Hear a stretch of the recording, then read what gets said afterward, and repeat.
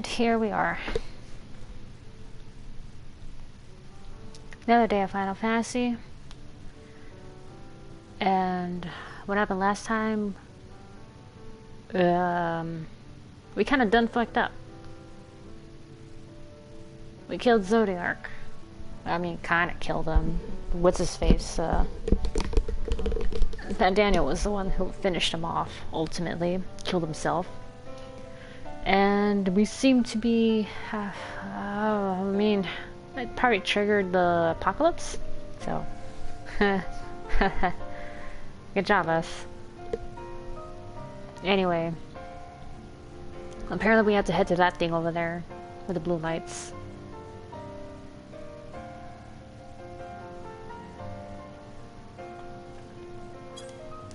So. Hello, hope you enjoyed. Yes, I did. My day off yesterday, all I did was just play entirely, like... okay, on my alt, my main account, I tried out Summoner for the first... I was trying out Summoner. I liked it a lot. Holy shit, my stuff needs to be repaired. Hang on. Oh no, I'm sorry, Mitty. I don't need to use you. I like the bike. Yeet. It's fine. Apparently this thing repairs gear, so that's good. So yeah, I was trying out Summoner, I was leveling it up, finally reached level 90. And then I realized, hey, wait a minute. When you use Summoner, you're leveling up Scholar at the same time. And I thought, okay, this is it. I'll be able to see all the role content. I mean, the Scholar content are they're pretty okay. So far I'm on the Stormblood ones. But Summoner in itself, it's a lot of fun. It's the one magic class I've had a lot of fun with. I've tried Black Mage. It's not good. I don't like Black Mage. It was the first job I ever tried, and I hated it. Ow. Shit.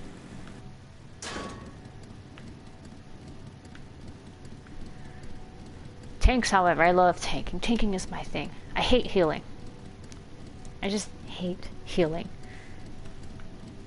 Although, I kind of like the feel of White Mage a little more than Scholar. But, yeah, that's about as good as it gets. But, yeah. My top mains. Marauder. I love Marauder Warrior. So good. Especially at Endwalker. It's like... You heal yourself now. You heal yourself. You don't need a healer anymore. I mean, yeah, you kind of do, but...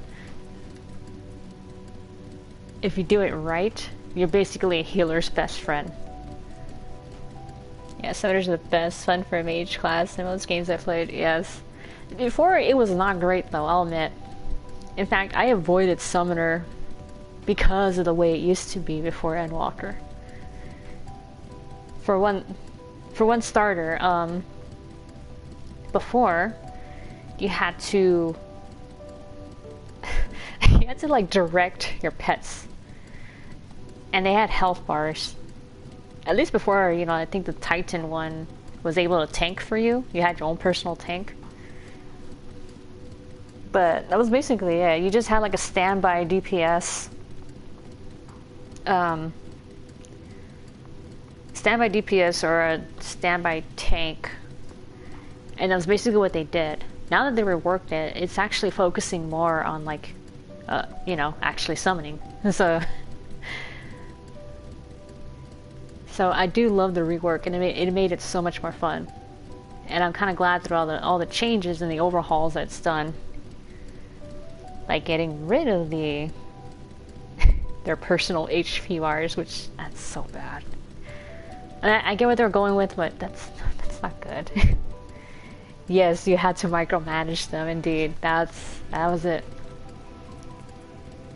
I remember because when I first started, it was when Heaven's Word was current. That was the current expansion.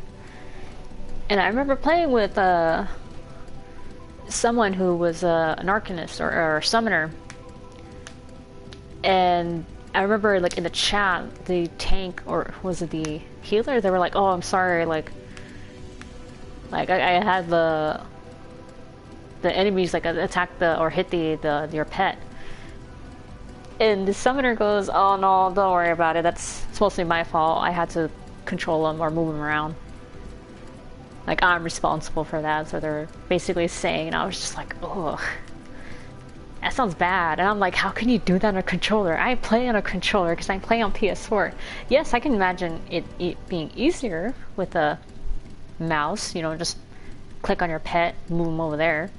Kind of annoying still, but it's easier." So with me being limited to controller, I'm like, "Nuh-uh, not touching that. Not touching that job at all. Staying away from that."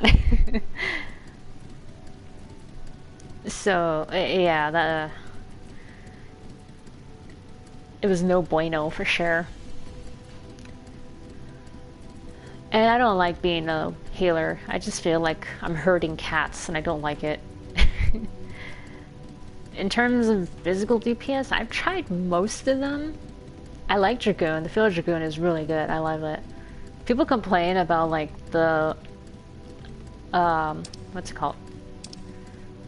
About the bloat, the button bloat, where you're limiting up your hotbars, especially if you're on a controller. Which honestly, with Dragoon, it's not bad. I have like 3 spare slots for now. For now, oh man. I just really hope they keep that in mind when you get to the next expansion. Whenever that's dropped. Unless they're just gonna leave it at a cap of 100, but kind of up or evolve your moves. That'd be great. I did try Rogue again. It's not that bad. I'm remembering why I liked it to begin with. It's fun. Samurai was okay. I got it to 80, but I mean, it wasn't really for me, I guess. Like, I liked it, but until I tried Dragoon, then I was like, okay, yeah, I like this one better. This one's okay. I don't know. I personally didn't like the flow of it. Maybe some people like it and they're good with it. All that matters is that you play something that you're good at, you know? I have not tried Reaper. It does look cool. I do want to try it. And Machinist also looks really cool. I already tried Archer and Dancer. I love Dancer. I fucking love Dancer. Machinist though, I really want to try it because, yeah, it looks cool. Cool factor is what kind of helps sometimes. That and the glam. I love the glams. I spend more time sometimes in the game just coming up with glams and making them work. Where am I going? Oh, over there. Okay. Okay, I guess we'll go the same path the dog went.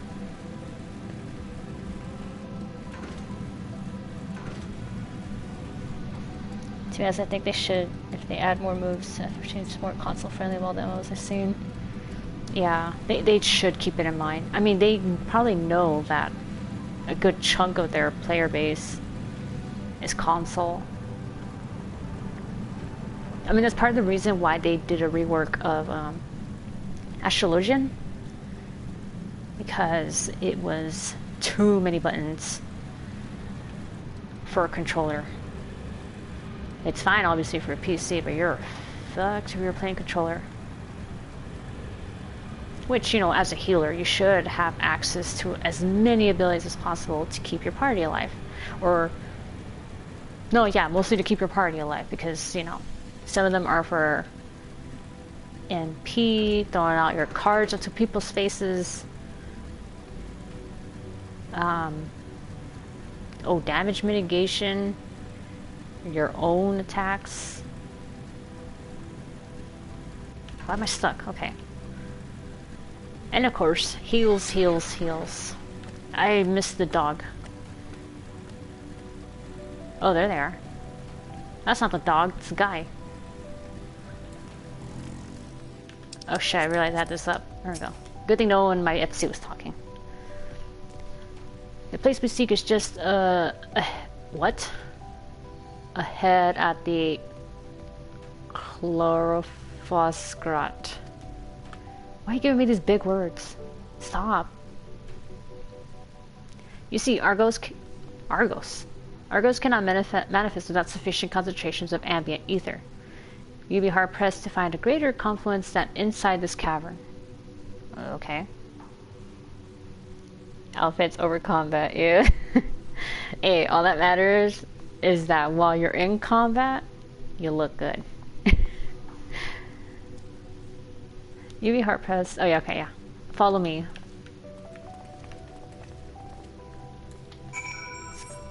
Maybe I should try doing some of the ether currents here. Oh good, it's to the north. I don't like that some of this was like revamped to 10. Look at this shit. Up until then there was like only 5 and then we got hit with a whole 10. No, 4. It's 4 with the 5 quests. And then we're back to this, which is what it used to be before. The other past ones were all like that, like this many. And then they did this. Which is great for new players. Like me, at least for this account, this character. That was great. I felt a little salty when I saw that with my other main account and, you know, realizing all that work I've done. Finding all those currents for nothing.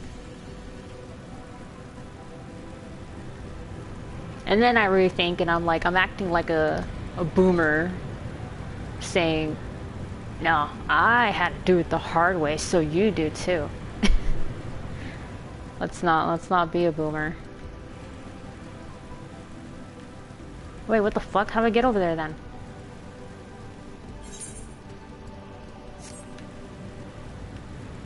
Oh, I have to loop around that way. Oh, fuck. I'll do that on my own time. Never mind. Let's just get the MSQ out of the way. What the hell is this? Oh. Customer appreciation. True and real.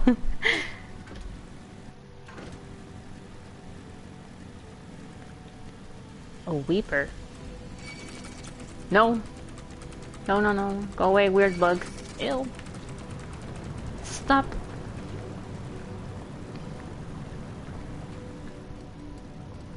Déjame en paz. Okay, there we go.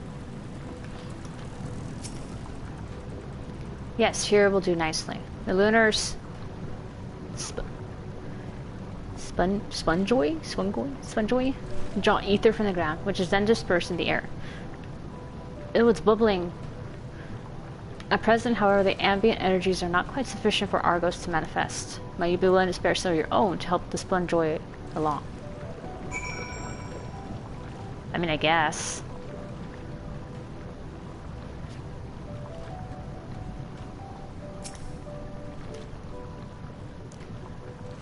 I just feel like this should be better off underwater. Yes, I wasted 1,000 hours. You must too. Doggo is back! Hey, Doggo. I like how its braids, like right there, kind of also form like a rain that you can probably use. Argos manifests in a flash. He seems glad to see you again. Yes! The most fascinating creation of Hydaelyn's, would you not agree? Should the need arise, he is even able to create reflections of himself on a whim. Though I assure you, it was no reflection which accompanied you earlier to the brand. No, Argos was quite eager to be at your side then, as he is now, it seems. I cannot recall when last he showed such an affinity for anyone. Indeed, I thought him more likely to shy away from you and your companions. Perhaps it was more than a sense of duty that compelled him to aid you before. Well, whatever it is, I like him. As for your companions... Multi-Argos. Unexpected, but greatly appreciated. Ride the doggo, you will like it. He's fluffy. I believe we're all ready. Then let us return outside that you may cross the chasm.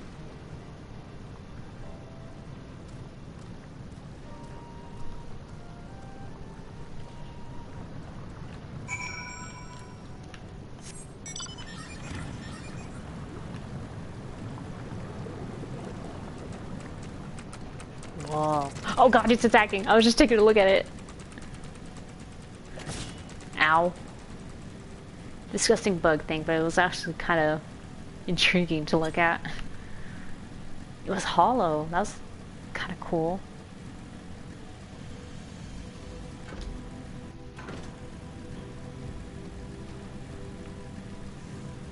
Oh, I got a litter of Argos. Your destination is the structure there across the cradle of darkness. But climb onto Argos' back, and he will take care of the rest. Once you arrive, it should not take long to find the ship's crew.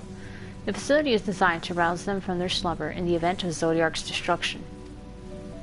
Heed their counsel. Together, you may guide the star and its people to a kinder fate. This is where we part ways. But know that I shall ever be watching and praying for your success. Our allies' assurances notwithstanding, we cannot be certain what awaits us on the other side, so perhaps it would be best if we did not all go at once. I propose the two of us cross first, while Thancred and Urianger wait here. Yes. Team Cackle, let's go. Onward. A malefic ether yet permeates from the crater. Remnants of Zodiark looks like. Yeah. I like that zoom in. Like they knew you want to look at it.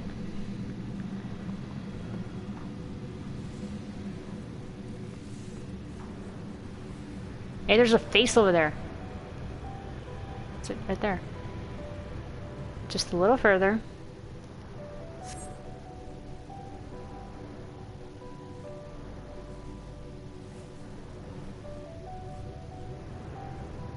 I'm assuming the rest of the moon is not like this, like all cracked and look like it's gonna fall apart.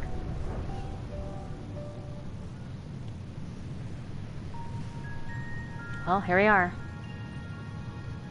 Kinda reminds me of the Crystal Tower.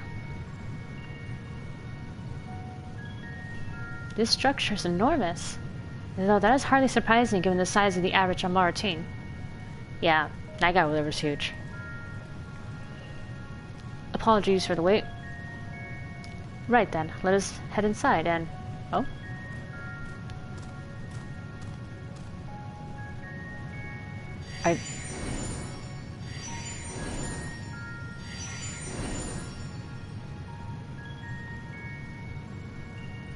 Is he waiting on standby? Most intriguing. A means by which he conserveth energy, mayhap. Well, I certainly wouldn't want him to blink out of existence on our account, how far as he's been.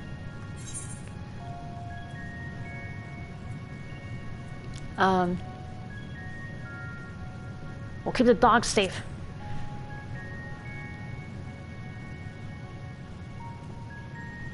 If Argos is to remain without, let us not keep him waiting over long. The fact that my character actually looked a little worried when she said that. Stay here where it's safe.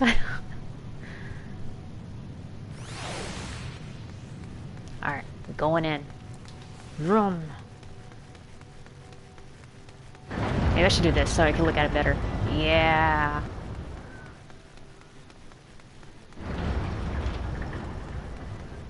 Whoa.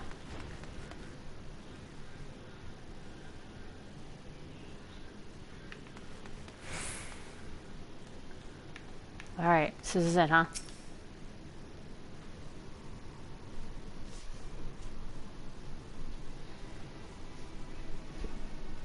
What's with the dramatic music?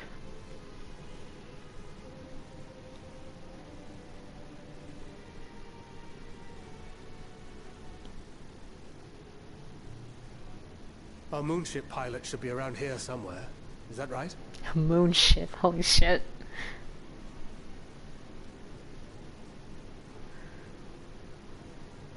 The moon is a whole ship. Damn.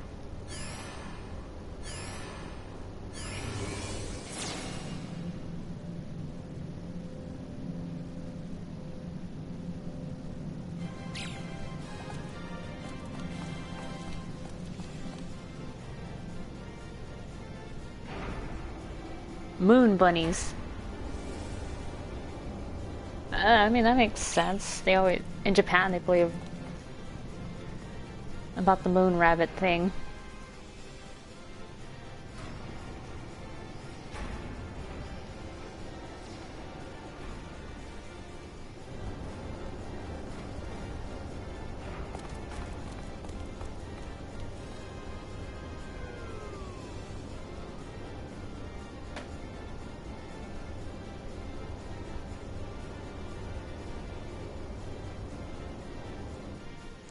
Well, okay.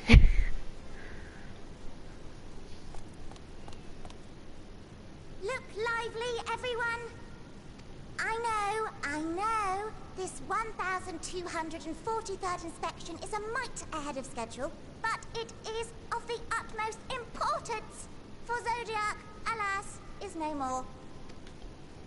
As of now, our mighty moon Oh has no, a new anyway. purpose, to bear the people of Etheirys to safety! Our time has come, my friends!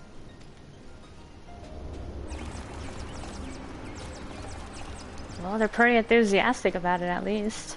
We must be swifter than swift. There is much to do before our guests arrive. I expect your workstations to be immaculate. And don't forget to relay our signal to Etheirys. Questions? Yes? No? Maybe so? No? Then hop to it!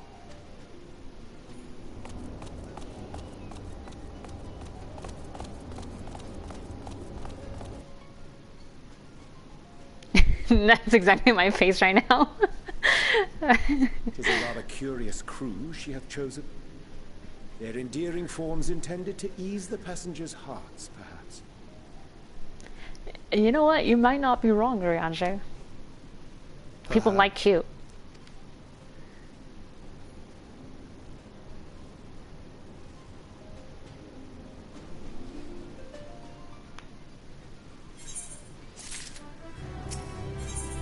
Alright, let's go talk to the moon buns. They must be the Loporrits mentioned in the Watcher's records. Not at all what I expected, but the Watcher did bid us heed their counsel. I assume the one who gave that rousing speech was their leader, though we might have to ask about in order to track them down. Come on then, let's be about it. Alright everyone, let's split up. Alright gang. Wait, is it down?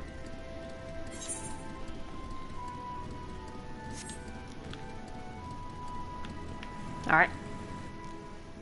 Going the fast way.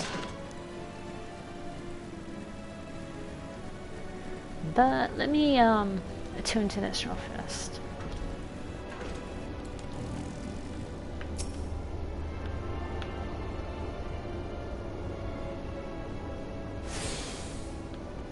The blue crystal thing is very Hydaelyn though.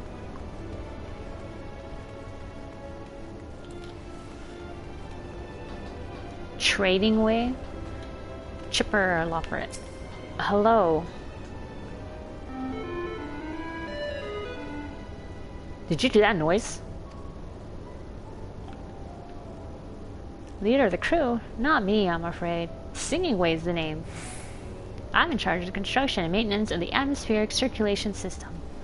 Only the crispest, cleanest air for all the people of Etheirys. And that's a promise. Singing Way? Okay. Okay, well there's Ishtola.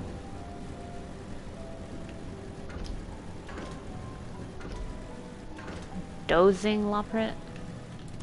There's a Weaving Way. Num num num. Leader? No. Sleeping Way. My job is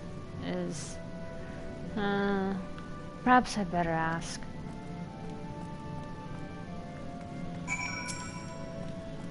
What do you think of our clothing? I'll have you know, I'm the mastermind behind its design.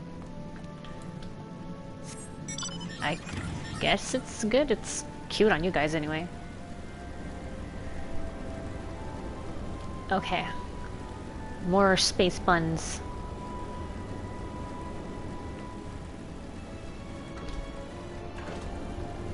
A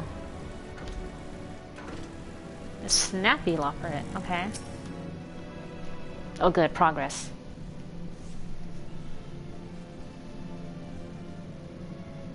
You mind turning around? Oh, it's you. Well, what? How in the... When did you get here? Who let you in? Why wasn't I told? We let ourselves in. Take me to your leader. Oh wait, I can do this thing? Oh, I can! What was that supposed to be? You're humming. If one can even call it that, it's atrociously off-key. It should sound more like this. It sounded almost the same. Or maybe I'm tone deaf and I can't hear the pitch. As leader of the Loporrits, I cannot allow substandard attempts at musicality to go unremarked, even if you are a guest. But being the magnanimous sort that I am, I'll forgive you this once. Okay, cool. The guys I made friends with this thing. The space rabbit leader. Well, looks like you beat us here. Uh-huh. Your friends, I take it. Is this all of them? So far, yeah. A group comprised entirely of children? What must their parents be thinking? What? This isn't a nursery after all, though perhaps we should build one. Or did we build one already? Why are you calling us children? No matter, you need to worry your pretty little heads. All will be well, I promise. But goodness me, we shouldn't be standing about gawping. I must take you to meet the others.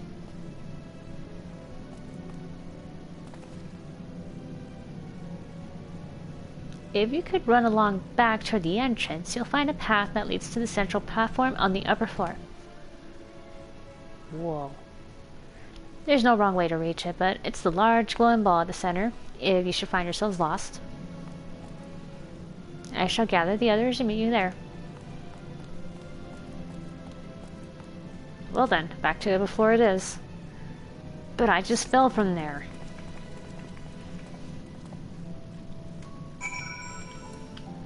Alright, I mean that's the whole point of why I got the freaking nothing way.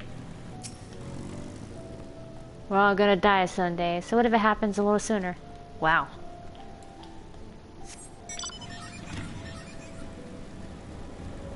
That was surprisingly dark. Oh wait, it's up. Fuck. Wait.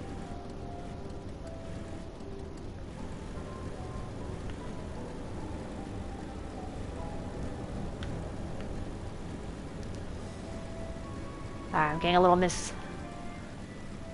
misdirected on my own.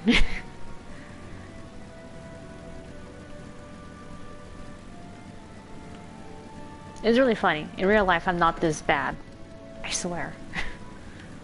Wait, what the hell?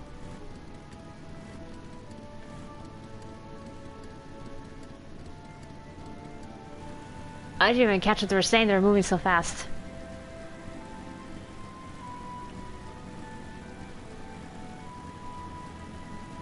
In real life, I don't like being lost, so I'm usually pretty good at, like, knowing where I'm going and taking in my surroundings and stuff.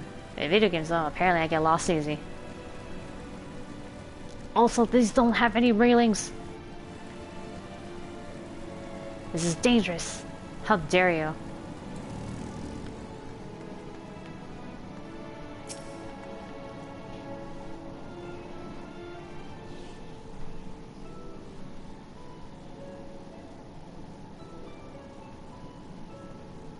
Alright, here we are. Right, of course. Introductions are in order. My name is Livingway, and we are the Loporrits, created for the express purpose of commanding this ship and bearing the people of Etheirys to a brave new world. More specifically, I am the one whom she charged with the execution of her most vital plans. You might say I'm her right paw. Livingway's the name, map reader and navigator of the heavens.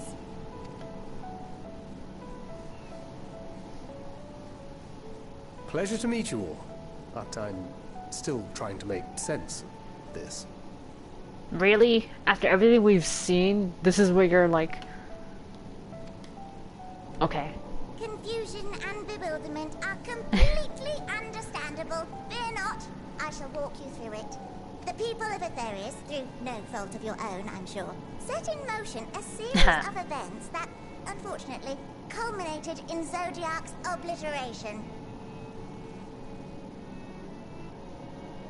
That sounded sarcastic because she knew it really was our own fault when this happened. I mean, she's not wrong. I did it. Crisis, your parents sent you little ones on ahead while they began the necessary preparations. Parents?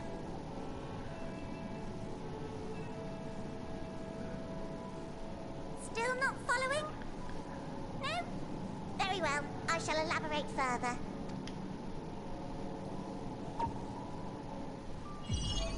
Oh shit. Space hologram. Here we have Etheirys, your home, and the moon, where we are now. Alright, you are here. Without Zodiark around to keep things lively, so to speak, the celestial currents of the star have doubtless begun to degrade. A calamity of apocalyptic proportions will be visited upon Etheirys, bringing an end to all life. Very sad, that. So too hath the Watcher claimed. By thine unperturbed countenance, I gather this eventuality was anticipated. The doom and gloom. Oh yes, quite expected. So Hydaelyn knew this might happen Imagine, one day, I think. if you will, that Etheirys is a delicious carrot that I've forgotten to eat and left out in the midday sun. The most earnest wishes or prayers will not stop it from rotting to the core. So sadly, there's nothing to be done but to abandon said carrot, Etheirys, in case the metaphor is lost on you, to its grisly fate. And this moon will serve as the vessel to deliver us to a new home. Just so! We will gather up as many people, supplies, and resources as our stores will hold. And then, once everyone is aboard, it's off to another star. Easier said than done, admittedly, for one does not simply hop from star to star on a whim, which is precisely why we've spent countless years constructing the most propulsive of propulsion systems. We ought to make it to our destination in 2 shakes of a rabbit's tail.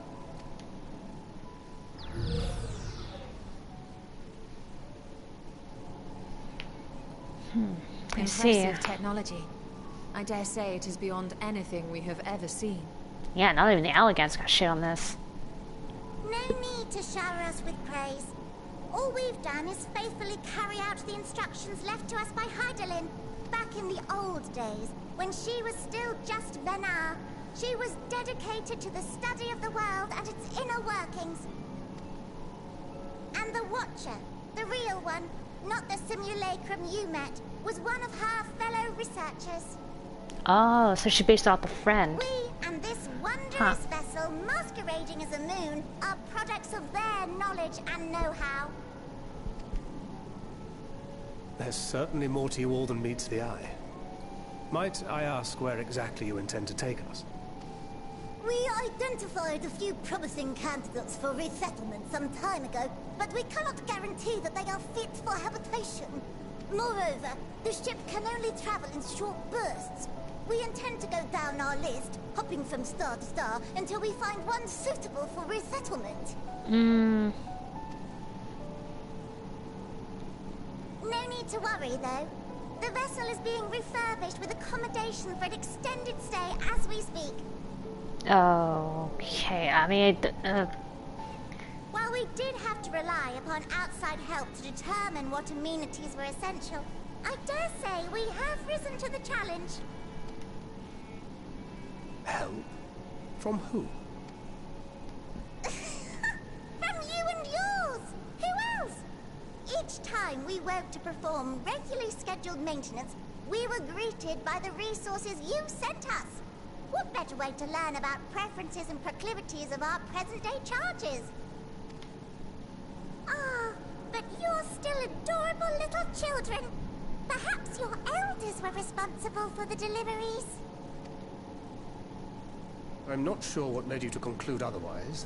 I can assure you that we are all grown men and women, and I very much doubt my elders know this place exists, much less how to send you so much as a starlight missive. What? Then who in blazes let you on my moon? We got transported here, and... Hydaelyn herself led you here. Yeah, that too. You don't say! Well, that's really not children. Then why are you so small and stunted? Like little baby carrot people. She was expecting the original ancients. They're really, really tall people. Well, Amarotines were a great deal taller. Yeah. In the present day, persons of such prodigious size are exceedingly rare. Yeah, Xenos was like... Xenos and Varus are like a weird... They were huge. So, Even for Guardians. you're saying everyone's not like the Watcher? Oh, confound it all! Someone could have at least scribbled a note about your profound miniaturization. That tome in thy possession. Oh, this? One of the first books sent to us. A compendium of the people of Etheirys, with a few blank pages at the back for minor corrections and updates as needed. The sum total of our knowledge of your kind is contained in these pages. I thought it was abridged and made small for our benefit, but this isn't a regular-sized book, is it? Abridged.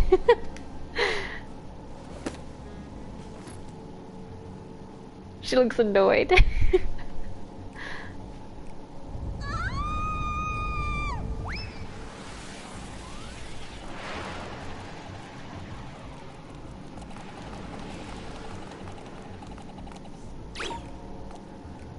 Building way, can you hear me?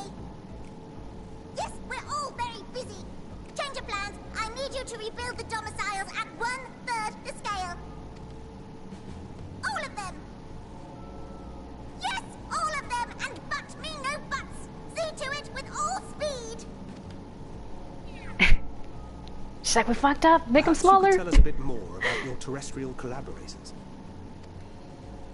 Yes, yes, in due time. But first, I'd like to hear more about you, if it's all the same. I'd rather not risk any other complications due to outdated knowledge of our passengers-to-be. Okay, that's smart, I guess. But I mean... We don't really want it to come to this, though.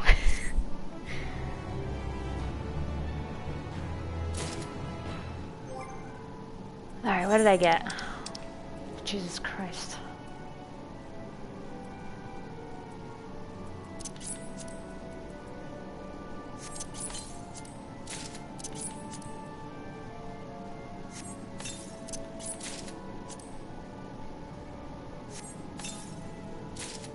Alright, let's see. There we go, we finally reached the point of I'm replacing my augmented crippler stuff. But man, did it look pretty cool. Oh, I glammed over it, but still. Whoa, what's with this technicolor coat?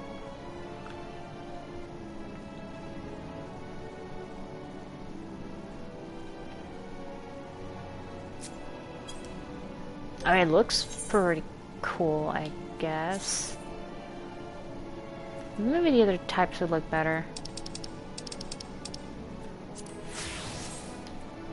Alright, what does the sword look like? Oh, wait. It lights up and it's purple. I like that. I'm gonna use it later for a glam when I get something better. Carrot juice.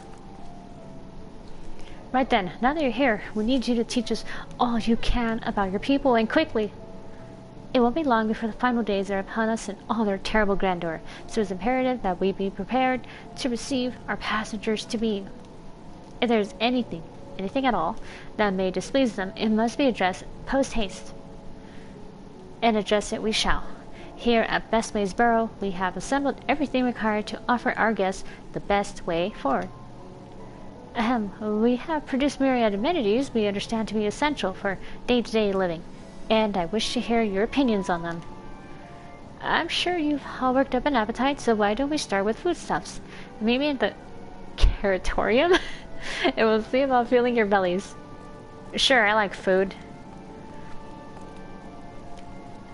She does not want for enthusiasm. The notion of Etheirys rotting to its core, being a matter of course, is rather concerning, though. Nevertheless, let us take this opportunity to learn more of the Loporrits and this vessel. Alright. So where's this at? Where am I going? Oh, that way.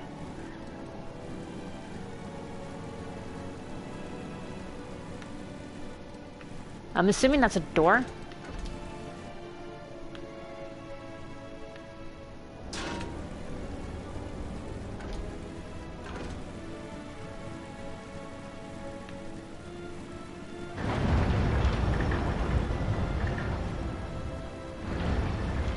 Okay.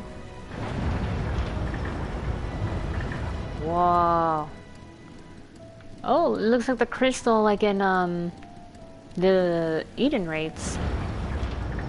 Yawning way.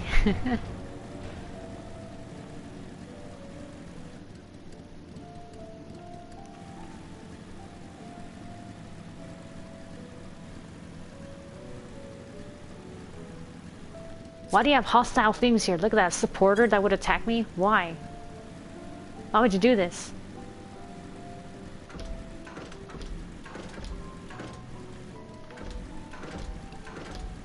Oh wait, they're over there.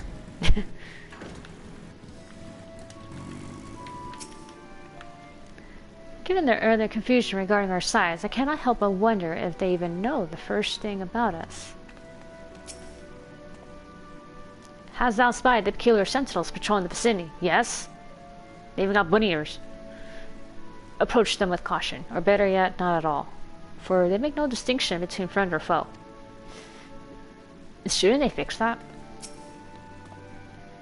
Am I the only one who suspects we're not going to find anything edible whatsoever? Yes, I have high hope that we can eat something. Welcome to the curatorium. Here we create prototypes of the various sundries required by our soon-to-be passengers. Allow me to introduce the head of foodstuff production. Cooking Way! Cooking Way, pleasure to meet you all. Our work has involved no small amount of trial and error, but after many, many cycles of painstaking labor, I dare say we have created the finest cuisine our guests could ask for. I learned all about the essential nutrients for a healthy and balanced diet from the reference materials we received. Why, I practically worn the words from those invaluable pages. Naturally, we've also considered ease of growth and production. We will not want for ingredients. I must insist you try some. We have fresh stock recently prepared on account of, well, because we just woke up and we're all quite famished. Hop along the platforms here, and you'll find a storage unit filled to bursting with delectable delights. Help yourself to anything you like. Sure. I'll grab a bite or two. So it's up here. Oh, I missed. I missed again, god damn it. Come on, do better platforming. There we go.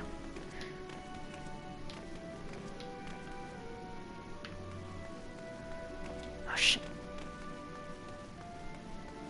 Blasting away. Do you like blow things up? This doesn't require debate. We have work to do, so quit dragging your feet and get to it.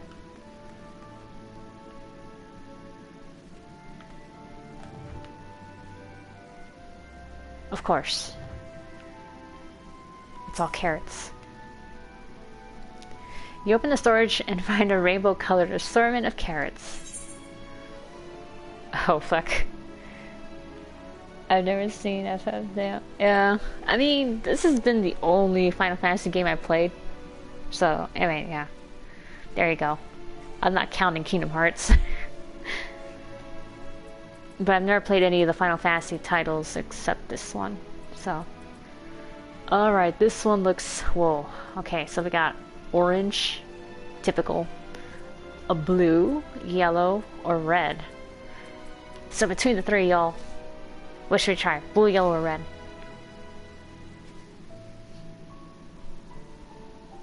Oh yeah, this one is an MMO, yes. They are definitely working to make it a little more solo friendly, so yeah. Slowly but surely. They already got the first base game, this first expansion down. They still need to fix up the second expansion to make it more solo friendly. But for the most part, everything on both ends, like for the current stuff and early stuff, it's pretty much solo friendly now.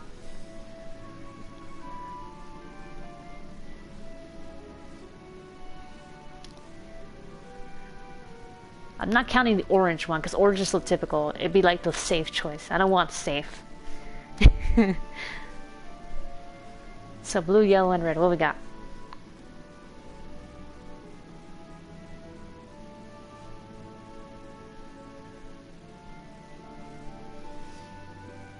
It'll take a moment to reconsider for now. Oh man, they grew carrots everywhere, didn't they? Yeah, it looks like carrots from here.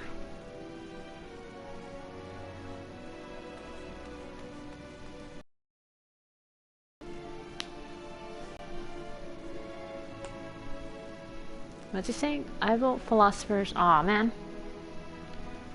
No, iron carrots.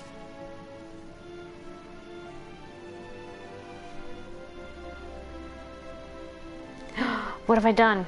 Shit. Hold on. I accidentally closed my chat. Because I'm dumb. Okay, there we go.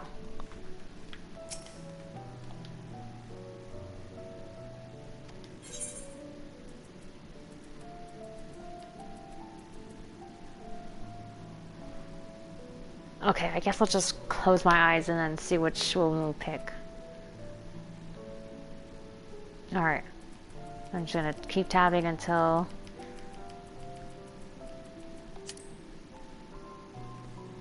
Okay, I picked the yellow one. Alright. While it has no peculiar smell to speak of, the yellow variant is unusually light and springy. These qualities, together with its excessive length and girth, would lead anyone to question whether it is indeed a carrot. Are you certain? Yeah, okay, let's take a bite. We're committing to this! On second thought, you elect to simply take an obscenely large carrot for now. Due to its bizarre qualities, it would be prudent to ask cooking away whether it is safe to eat first. Really? All that for that? It didn't mean anything then!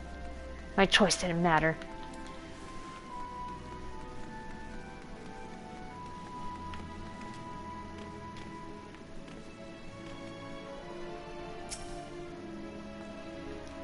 So, did any of our selections set your mouth to watering? Yeah. Even Viera, I like to Viera, the bunny people, or yeah, or rabbit ladies, or no, there's bunny boys now. I like to swoon at the sight of so grand a carrot, that or be offended by all those who assume that they would.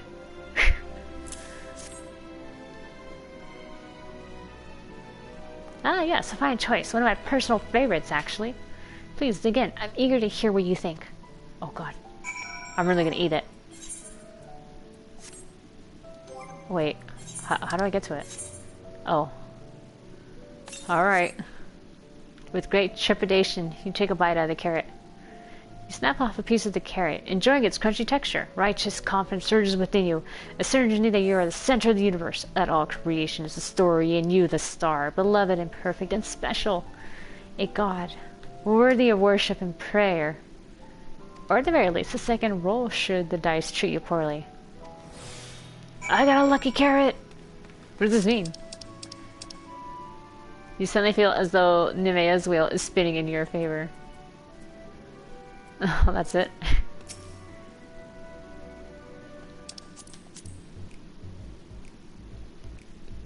What did you think? Unlike anything you've ever tasted, yes? I like a carrot as well. To be honest, we're not quite sure how it was first made. A happy accident, you might say. But, as the name suggests, after eating one, you'll feel blessed with good fortune. Oh, yellow like gold. That's cool. We have plenty of other varieties, too. Bleeding carrots to improve blood flow. Dream carrots to help with sleep. So you see, we have a carrot for every occasion.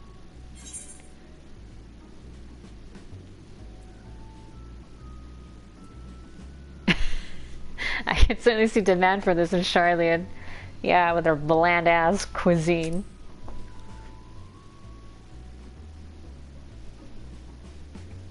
Hydaelyn, what in blazes is that? I take you to a wide assortment of carrots to choose from, and naught else? Yeah, carrots, carrots, and more carrots. If I may ask, what exactly did these collaborators share with you about cuisine on Etheirys? Surely you're aware we have an abundance of dishes and foods you could emulate? Of course we are, but well, it was only quite recently that we established contact.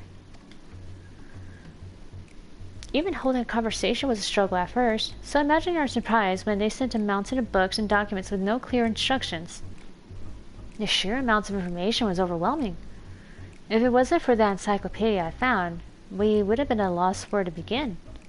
And so we decided, rather than divide our resources to prepare a variety of middling and potentially unsatisfying meals, it would be more efficient to devote our efforts to the production of a single perfect food. That's all well and good, but man cannot live on raw carrots alone. Have you considered cooking them? You mean steaming, boiling, roasting, and the like? I suppose we could prepare the carrots in other ways. But our primary concern was efficiency, and what's more efficient than sinking your teeth into a carrot fresh from production? A rather strange approach to take for one named Cooking Way, isn't it? Well, technically speaking, Cooking Way isn't my given name. When first created, we were all named in the old tongue. You know, that otherwise impenetrable parlance the Watcher speaks? Oh, the weird noises. After we received a great tome of words, a dictionary, that is, from our collaborators, we learned your language, adverbs, gerunds, present continuous verb conjugations, just the basics. Then we found the terms related to our given tasks and used them to form new names. Aren't they helpful? No, not really, but it does explain a great deal. Wherefore does thy kind deem such a change necessary?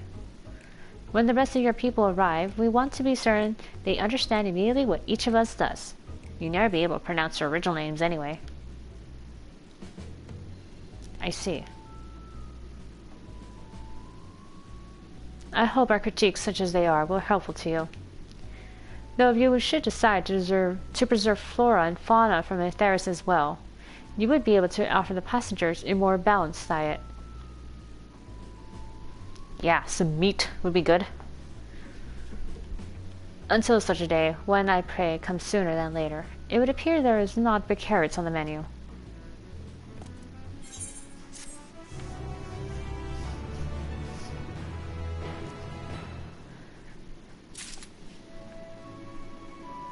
Well, I got my carrot juice.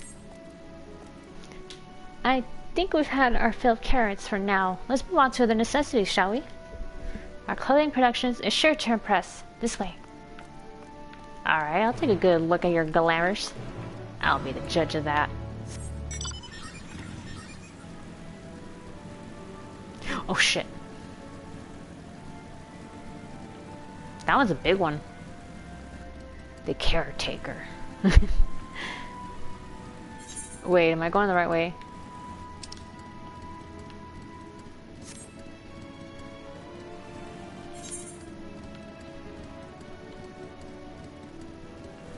It's down here, really?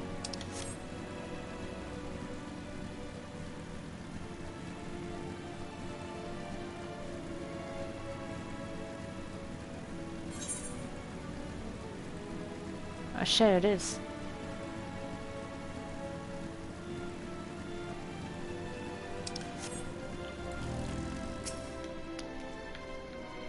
It's hardly sun-soaked tapestries, but perhaps we'll be pleasantly surprised. Maybe. Do you suppose the clothes they prepared will be as grossly oversized as the carrots? Big old baggy clothes. Garments born of the heavens, crafted with methods ancient and forgotten, dress befitting we who walk in shade, stewards of the esoteric. I have no idea what we just said, but okay. Here we are, the apparel production station. We've chosen to employ more traditional methods for this task, creation magics. Hydaelyn, in her infinite wisdom, blessed us with self-same affinity for magic her people possessed.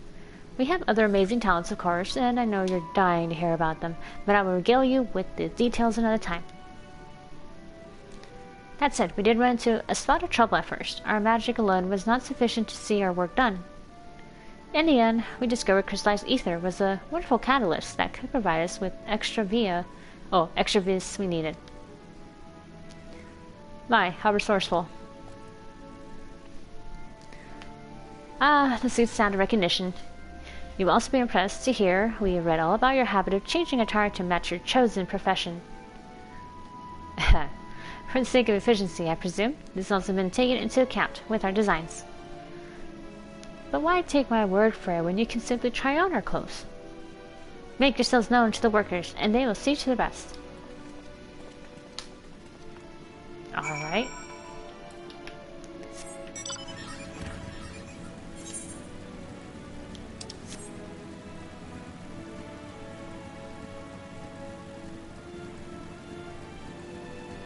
Wait, are you up there? Oh, you are. Okay.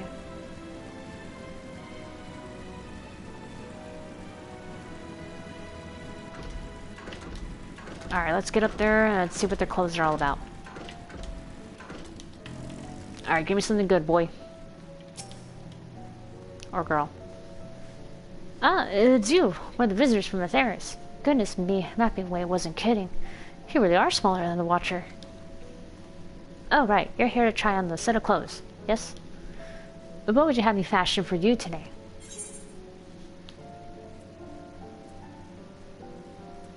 And now for that embodies my bloodlust. It's perfect. Embodies your... What?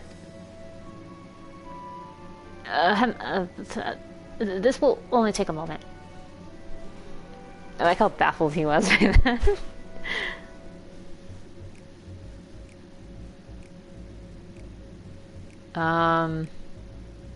The mask is kind of cool, but... There we are, all finished. A perfect fit, if I do say so myself. I'd be lying if I said I understand what bloodlust is, but I assume it's something you enjoy. I made certain the clothes are flexible yet sturdy enough to endure. Whatever it is you plan to do while wearing them. Kill things, really, but... Would you look at that? Speechless. And here I thought you may not like it. If you have a mind to try something else, why not speak with my fellow artisans? I'm sure they'd be happy to oblige. Oh, fuck. You would change back to...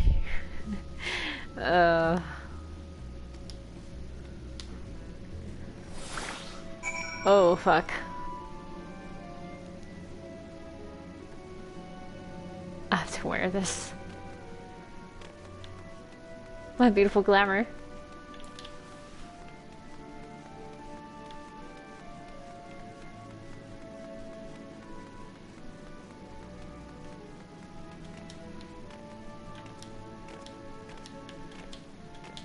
Oh god, come on. Let me just get this off real quick, please. No one said you'd be coming. How can I help you? You wish to try my clothes? Really? Oh, of course, it would be my honor. Did you have anything in mind?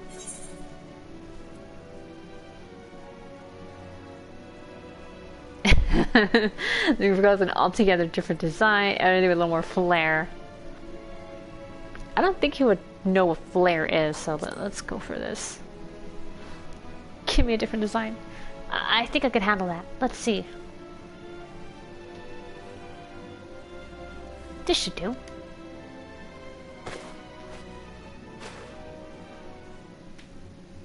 Alright, what we got?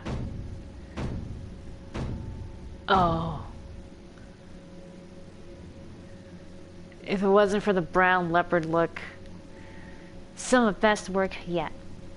You're a strange one, aren't you? I honestly wasn't sure what to do when you didn't ask for anything specific. I take my work seriously, however, and am never one to disappoint. That ensemble is a blend of concepts from myriad possessions, all purpose entire for a modern woman of Etheirys. Oh, I see.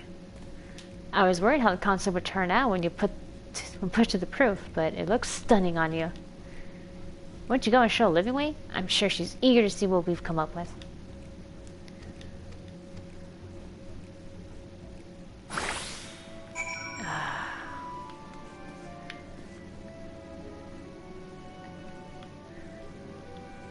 Oh god.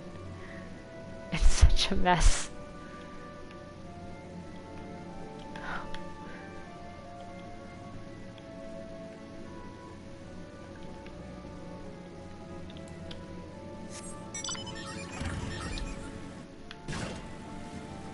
Oh goodness. I'm not surprised that... No, actually I'm surprised. Why didn't they send anything about, like, fashion? If they were being sent a bunch of information, why was none of it fashion?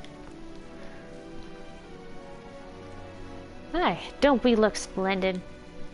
The results of much trial and error, but I know quality work when I see it. Shh! You needn't speak. I can see your adoration for the moon and we Loporrits in your eyes. No doubt your friends will feel the same, having sampled our creations.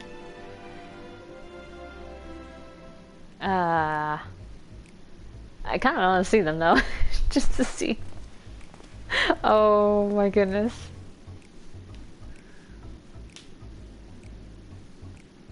Sorry to keep you waiting. Oh, you had the same thing, only says red.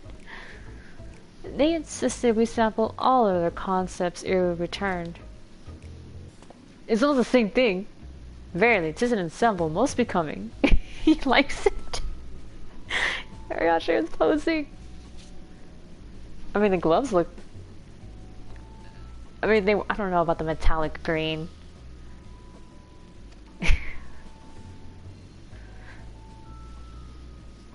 I like how everyone just stares at it like, really?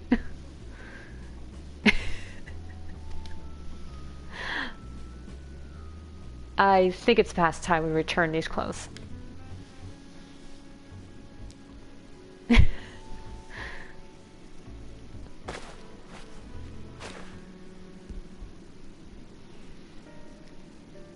I was so confident our garments would meet with approval. Oh, whatever are we doing wrong? The Watcher taught us that, in his time, everyone wore the same robes. To do otherwise was against social etiquette. Oh.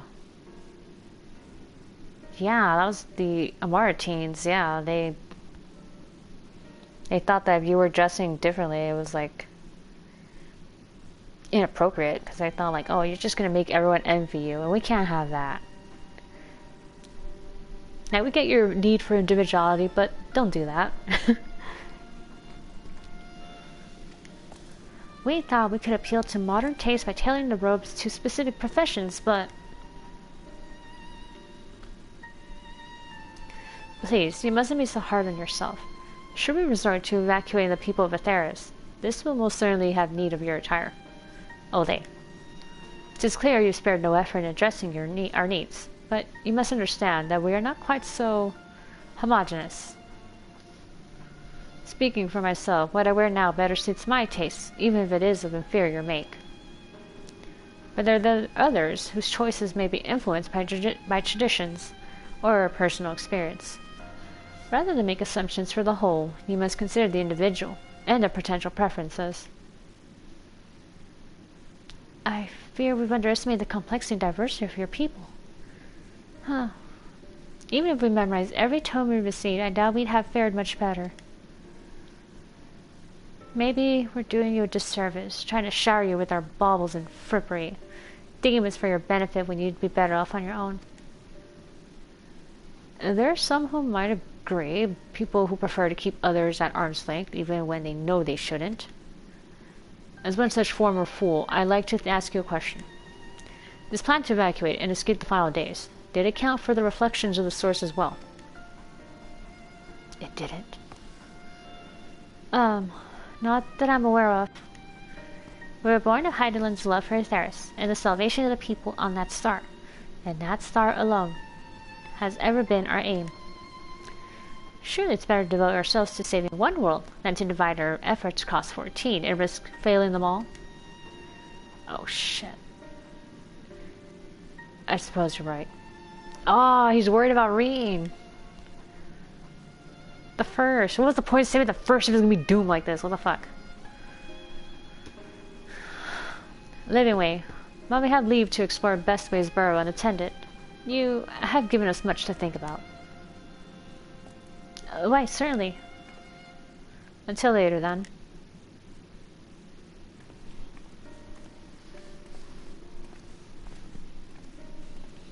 If I may, I should like to accompany thee a while longer. Really? I mean, you're more than welcome to. There was actually something I wish to speak with you about. Let's be off then, shall we?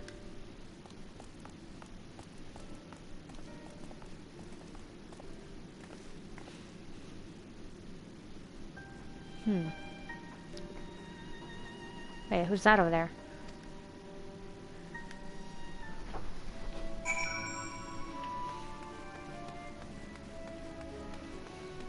Were you spying on me? My apologies. I wasn't trying to spy or anything. Everyone's been talking about the visitors come from Etheirys, and I wanted to see what all the fuss was about. I was excited at first, but now I'm worried. What if the people of Etheirys refuse to come? What if we can't see them? Oh, it's clear we've made a mess of things. Oh, but wait, you still haven't visited Dumba's house. Oh, once you see them, you understand how wonderful the moon truly is. I'm sure of it. I'll be waiting for you by the teleporter near the entrance. Oh, and the name's Growing Way, by the way. See you soon.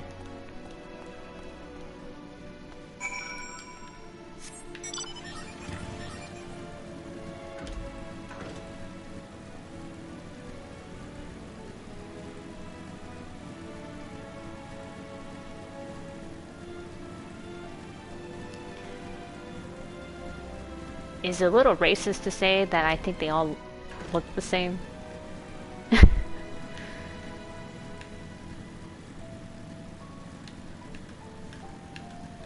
Oh man, these Loporrits. They're so cute though.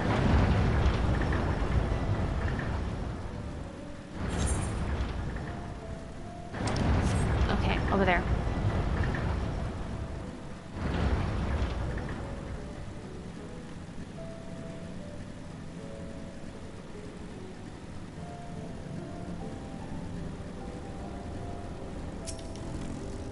Alright, here we are.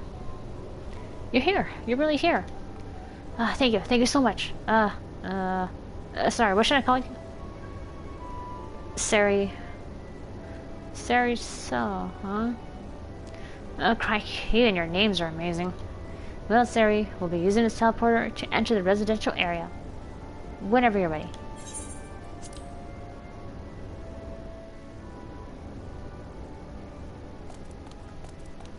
Ready in the teleporter. Oh, his voice is way deeper than I thought.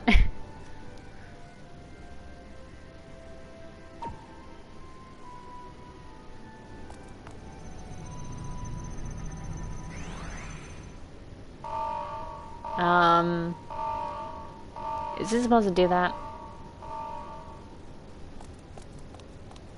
Huh? Access to living quarters restricted due to reconstruction. Then where is it? Oh no!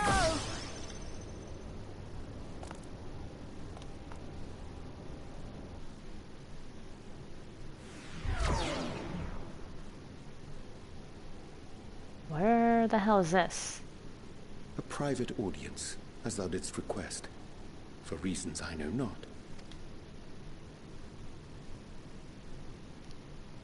My cat ears can hear from far away.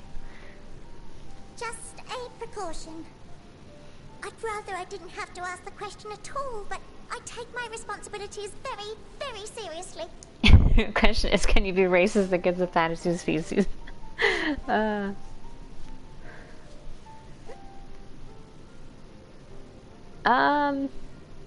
Maybe if you act like it, but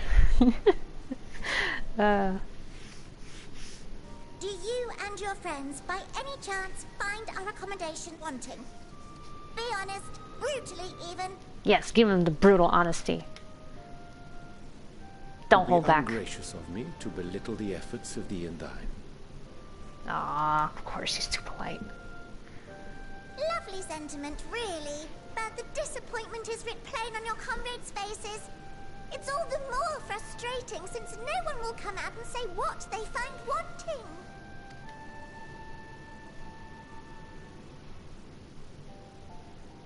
If there are faults in our work, we need to know. We can, we will do better. But time is not on our side. The final days will wait for no one. If your people are to be saved, we must take quick and decisive action. This vessel must serve as a home for as many passengers as possible, for far longer than we may like. Which brings me to my request.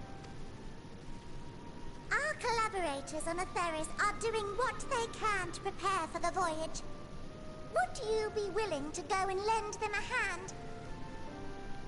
Who are the collaborators? Tell me. Having seen the moon for yourself, you could speak to its many splendors, learn what else they might require, and assuage whatever concerns they have.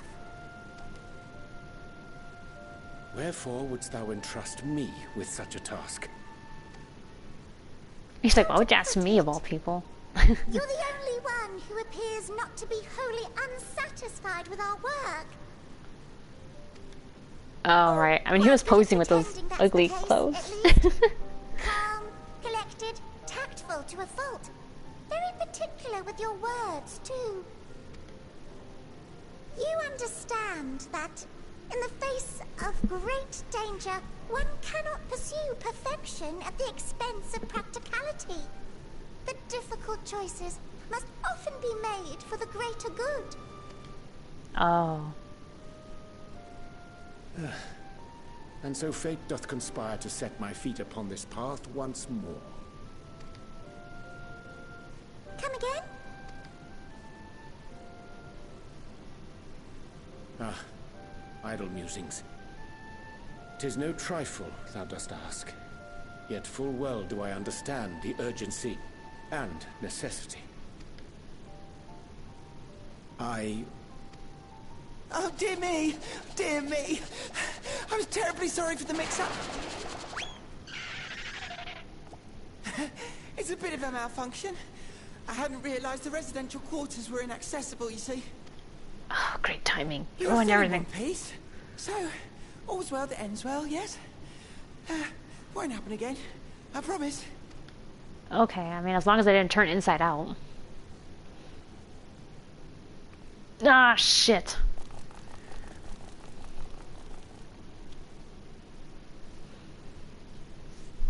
Oh, god damn it.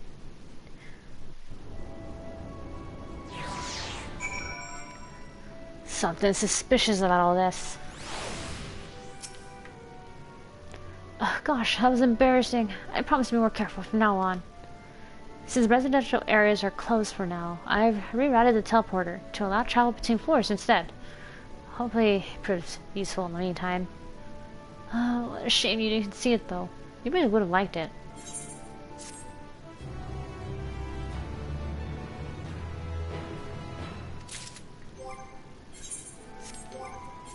Shit.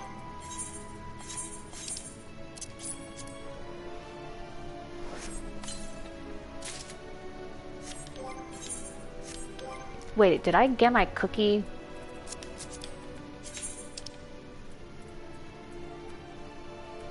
Aha, I did. Eating the pumpkin cookie. Alright, how to make sure. Yeah,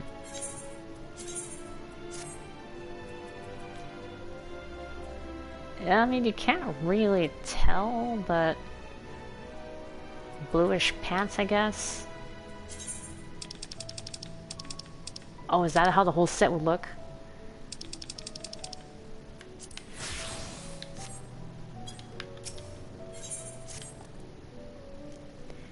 It may not seem like it, but we've been planning for this far longer than I care to admit.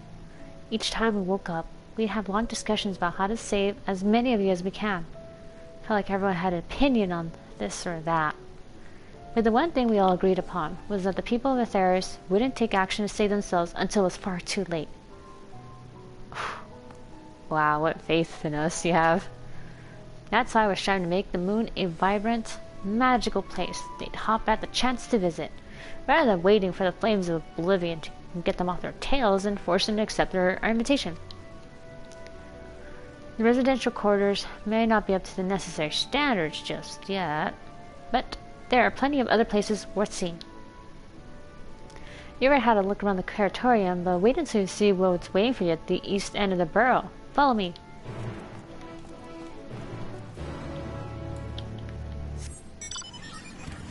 All's veil that ends veil. Oh shit.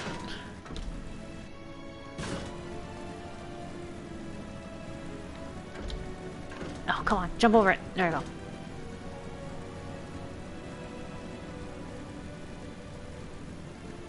Guiding way. Good, you're here. Now, this door is greatest. Through this door's greatest ends veil. It was named as such because it's the veil to end all veils, the most beautiful forest you'll ever see. We understand that people of Etheirys enjoy taking leisurely walks through natural spaces and the like, so I'm sure you'll enjoy it. How about we start with a nice stroll to the fountain? This way. So it's like a park.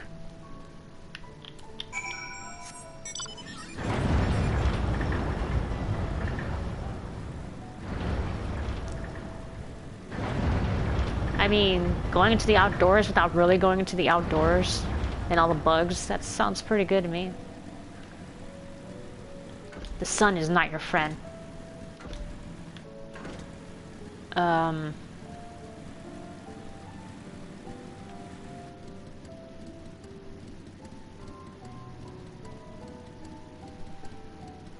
trees look like eggs.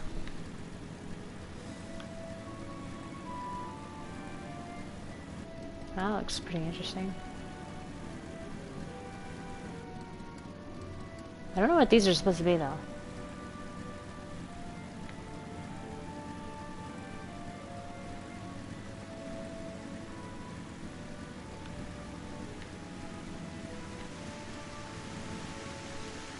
Oh, a cleaner. That does look pretty cool. That's a nice waterfall.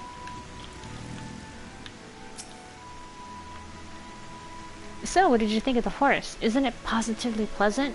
Simply sublime? I could see the forest of the trees. I didn't say to you, wait, you don't mean those crystals out there are... This transcendent is burying your face in a chocobo's plumage and taking a good long whiff.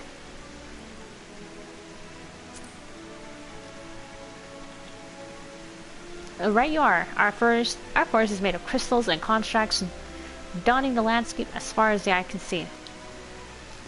Building this place was a challenge, let me tell you. Since we were born here, we've never seen trees in person before, let alone a forest. The information sent by our collaborators were quite enlightening, but after much deliberation, we decided to use crystalline constructs in place of living trees. And thanks to our atmospheric circulation system, this place produces air as clean as you'd find in a forest on Etheirys. Oh. I see. The fountain here behind us, powered by the rather large crystal adorning its top, plays a vital role in supplying us with fresh water. Much time and effort was spent making the most spherical spheres. And I dare say the unparalleled roundness speaks for itself. Yes, it's very round. I enjoy nothing more than a nice long stretch and a spot of relaxation whenever I come up here. You like you could do with the stretch yourself.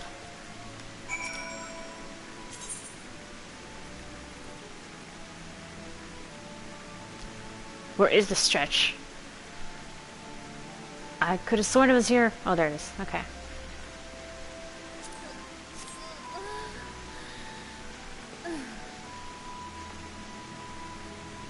That's the spirit. I feel more relaxed than simply watching you. A sight worth the many years spent building this place. If it's not too much to ask, I've always been a dream of mine to take a walk through this forest with someone from Etheirys. Could we maybe... You will? Oh, be still, my quivering whiskers. Yeah, okay.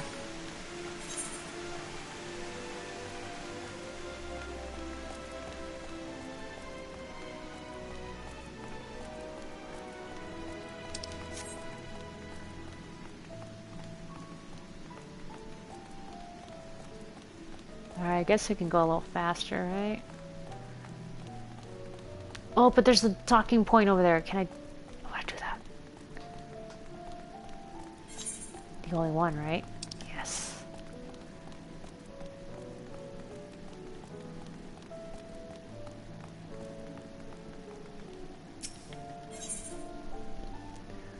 Ask if you could taste the rainbow. Crystal, create the rainbow. Taste the rainbow. What? No, I'm not sure what it is you do with crystals and Etheirys, but we don't eat them. And certainly not this one. It does look pretty cool. It's possessed of all 6 elements: wind, lightning, fire, earth, ice, and water. We use crystals like these to maintain the moon's elemental equilibrium. Oh. So that's a sign of equilibrium. Oh, okay, that makes more sense than what we saw in the Eden raid. It's worth mentioning, though, that because of Hydaelyn's influence, being the embodiment of tranquility and stasis and all, light, right? Manipulating the elements here is different than it might be on Etheirys. Conjuring a fire would sooner dry your clothes than singe them, for example.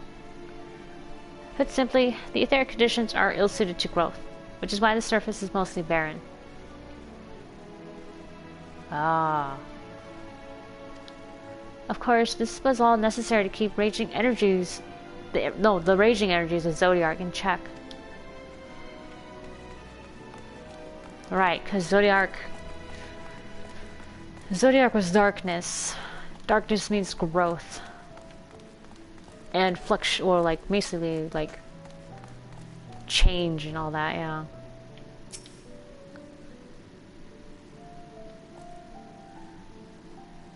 Oh no, it is growth, because the light is the one that pulls it back. Okay. Or, yeah, puts it at stasis. Stops it. I was thinking, Sari, that could be more helpful to you by teaching you a little about the moon and what it is we do. When we were first created, the moon's sole purpose was to hold Zodiark. And there was absolutely nothing to be found here. Eventually, Hydaelyn gave us our first task. Furnish the moon with propulsion systems capable of facilitating travel to other stars. It sounds impressive, and I suppose in some respects it is. It is only possible thanks to all the knowledge Hydaelyn shared with us. We also had a lot of time to get it done. 6,000 years, give or take. But anyway, let's keep going. Oh, I wasn't sure we were going to be walking past that, so I kept going.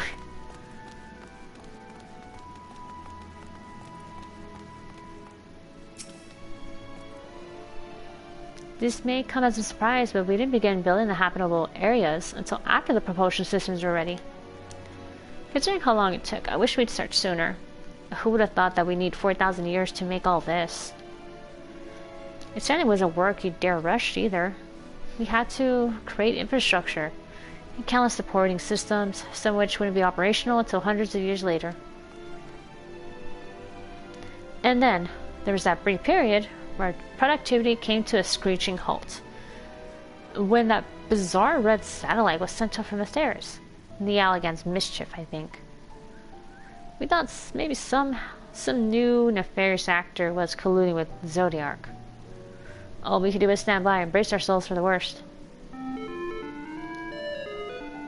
Oh, he's doing that. I can't tell you how relieved we were when Hydaelyn informed us of its destruction. Oh yes, there was much joyous humming that day.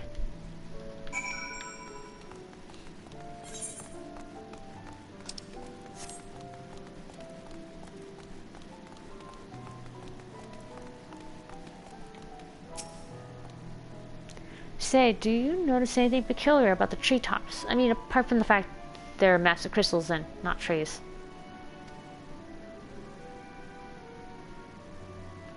I'll give you a hint. It's the golden rings emanating from the glowing spheres. Oh, those things. Along with a device fixed near the ceiling, they fulfill a role similar to our sun, and do so better even. The sun and similar celestial objects in the great expanse radiate energy that is harmful to your bodies. See, I told you, the sun is not your friend. These rings shield you from that energy, will allow you to bathe in the perfect amount of sunlight, or rather, a close approximation of it. So you can get your vitamin D without being burned. Okay, pretty impressive, wouldn't you say? Oh, and if you look closely, you'll see different types of trees have ever so slightly different curvature. Yes, indeed, this forest truly is the greatest.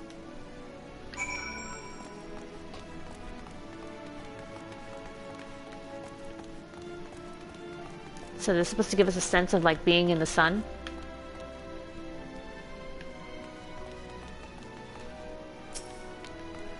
It really is like being outside without being outside. There was something else I wanted to tell you about.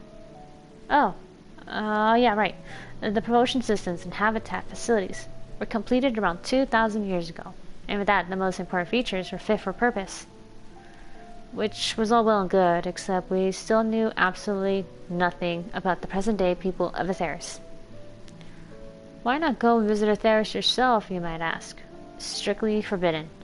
Where technology or knowledge of the moon's true purpose exploited for evil ends, the results could be disastrous. Then there were a few more rejoinings, and it became increasingly difficult to converse with Hydaelyn. Fearful we might lose the ability to communicate with her altogether, we beseeched her to find people in Etheirys we could trust to help. We were quite fortunate everything worked out as it did.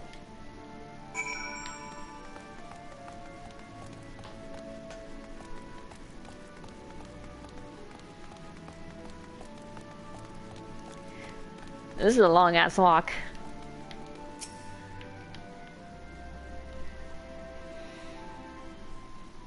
We're good now, right? You're satisfied? With the exception of routine inspections and maintenance, we remained asleep and waited. Hopefully Hydaelyn would find someone who would help us. Eventually she did, and though her power was waning, we were able to speak to them directly for a short while. We shared with them everything we could, including our knowledge of the heavens and the means to travel here to the moon. They certainly didn't waste any time with what we taught them, no more than a few years after that, our collaborators found the means to convey messages and supplies to us from down below.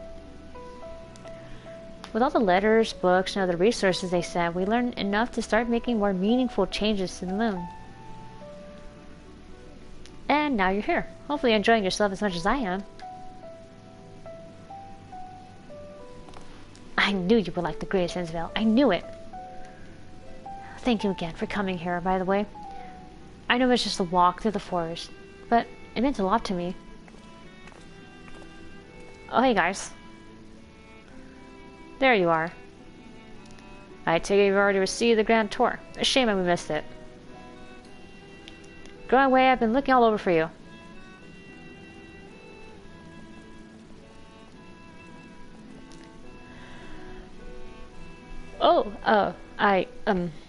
Is this about the teleporter to the residential area? No, never mind that. We have more pressing matters at hand. I'll be calling an emergency meeting shortly, and your attendance is required. Emergency meeting! Someone is being suspicious. Really? I can't imagine why you'd need me there. But if you insist. We won't be away long. So, you all are more than welcome to continue looking around the burrow. Now, come along, Growing Way.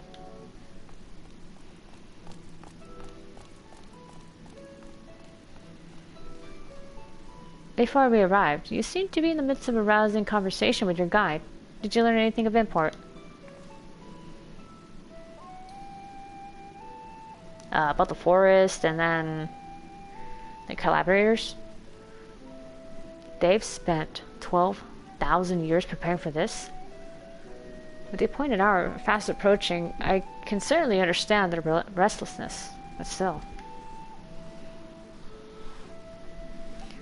It remains to be seen that people can be persuaded to evacuate when there are yet no signs of the final days. What's more, the technology of this place defies imagination. I doubt there are many who would readily come to terms with living with such surroundings. Whoever these collaborators are, unless they possess the world's most charming personalities or means to forcibly evacuate people, they will meet with a great deal of resistance. Indeed, even in face of the annihilation, the decision to forsake all one knows cannot be made lightly.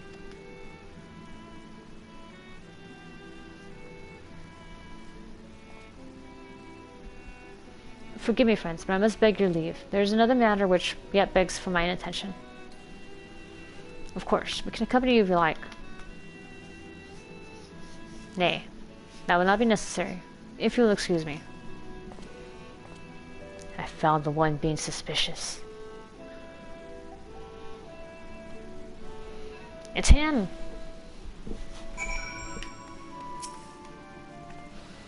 It is clear now that difficult decisions lie ahead of us. Preparations for the evacuation of Etheirys is indeed crucial, but I am not yet willing to forsake our world and its reflections. I trust I am not alone in my reticence.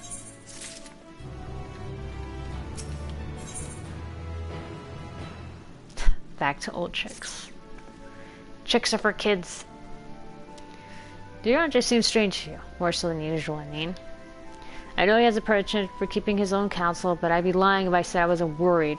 Would you go and see if he's alright? Ystrel and I remain here and see what else we can learn about the final days. If you hurry, perhaps you can catch up to him.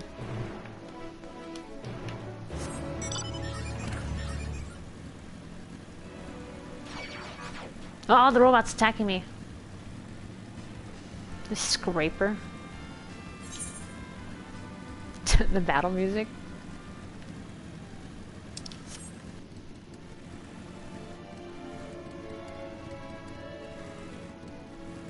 Snapping way. Surfing way. She thought, oh dear, I feel dizzy.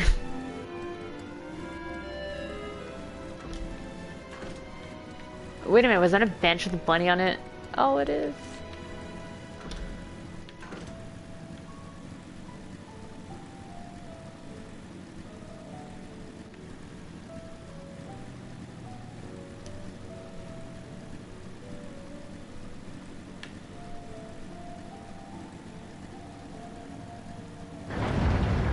No guy here.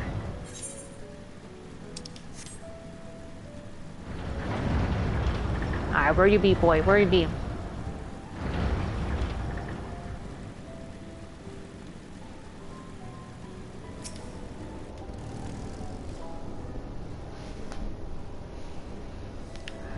Alright, looking.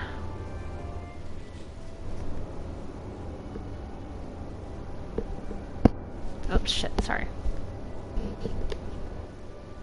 Spotted.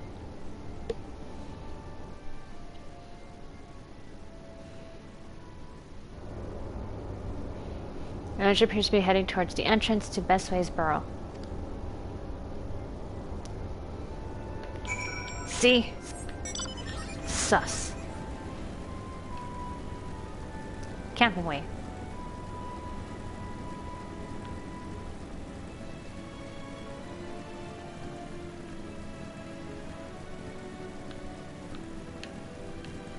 Okay.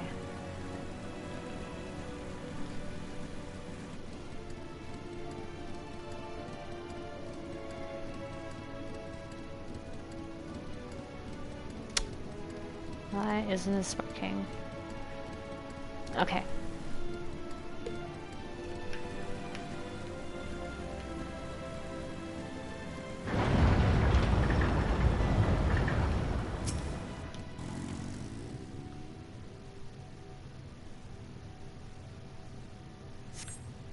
I was trying to look up, but it looked like someone was there.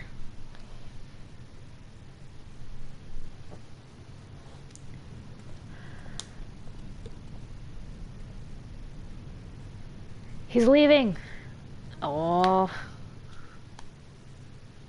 Urianger ventures off to Mare Lamatorum. For reasons unknown, you must tread carefully, else he might sense your presence.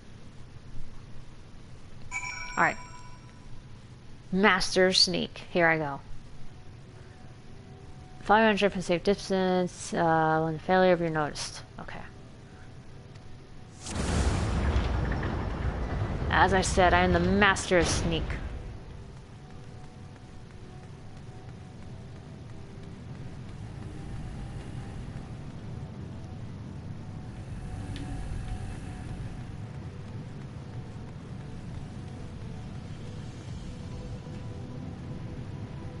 He's gonna turn around, I bet.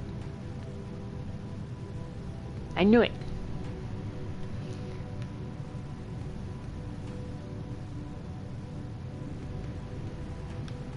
Haha.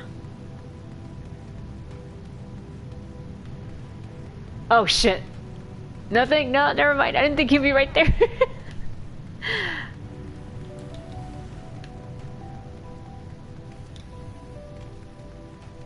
I didn't think he would hear me.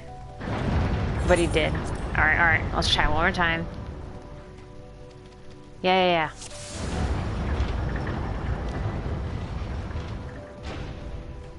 So apparently I can't get, like, right next to him.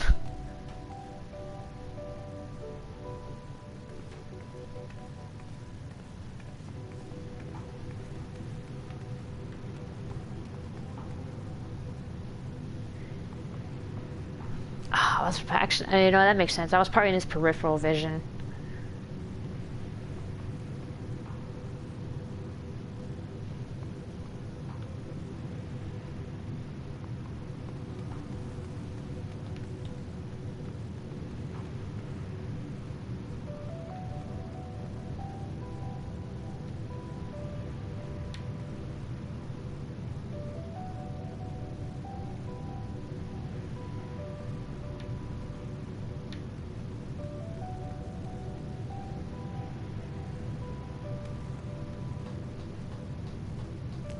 Fuck!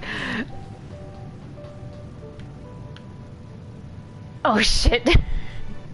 Oh man, I thought he was gonna catch me. Oh man, he's running. Oh no, you don't.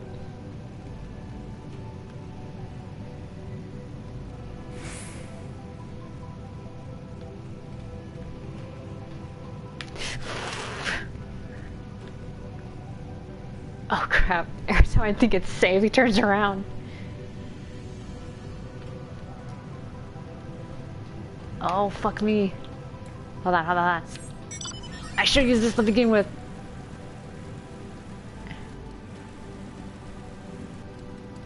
Oh, fuck.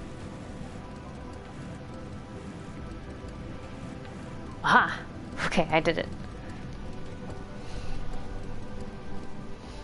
I should have snuck in the freaking motorcycle.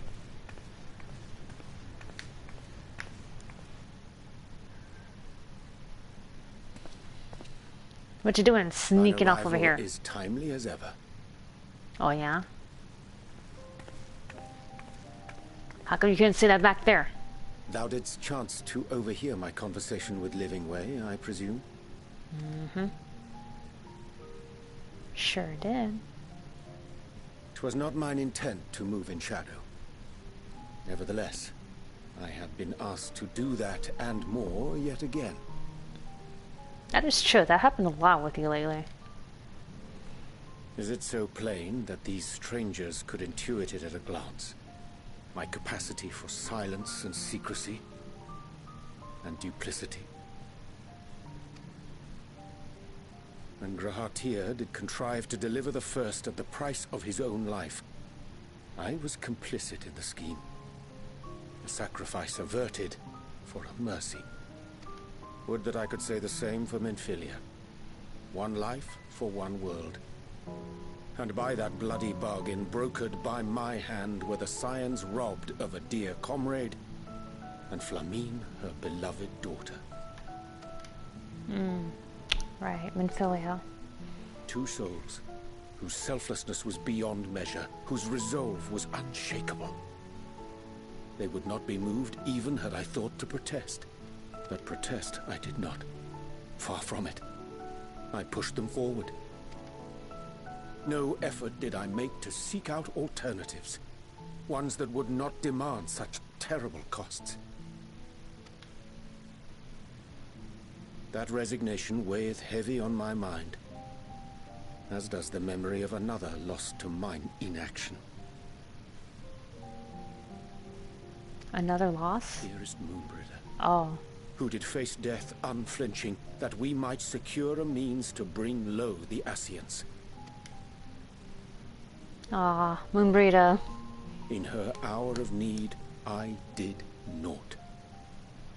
Dutiful disciple of Louisoix, ever looking to the greater good. Fist clench again. Had I shut mine eyes and bid her live instead, mayhap she would be with us today. Aww.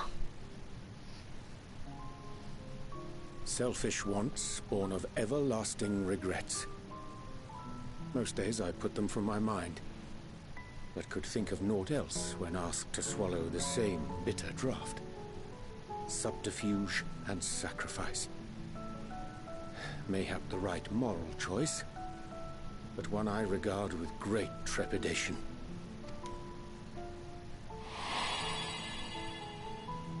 The calamity of Amarot was a tragedy beyond reckoning. One which must never again come to pass.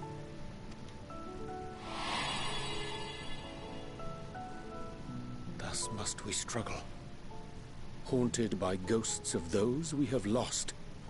Clinging to those we pray we can yet save. For those we have lost. For those we can yet save. I mean, Philly used to say that.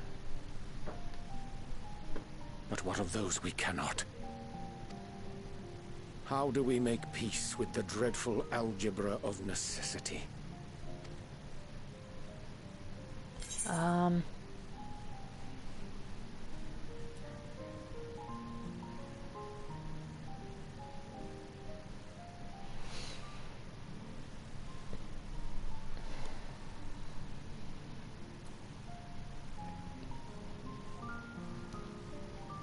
Have faith in yourself and your decisions, and take heart and protect well those you can.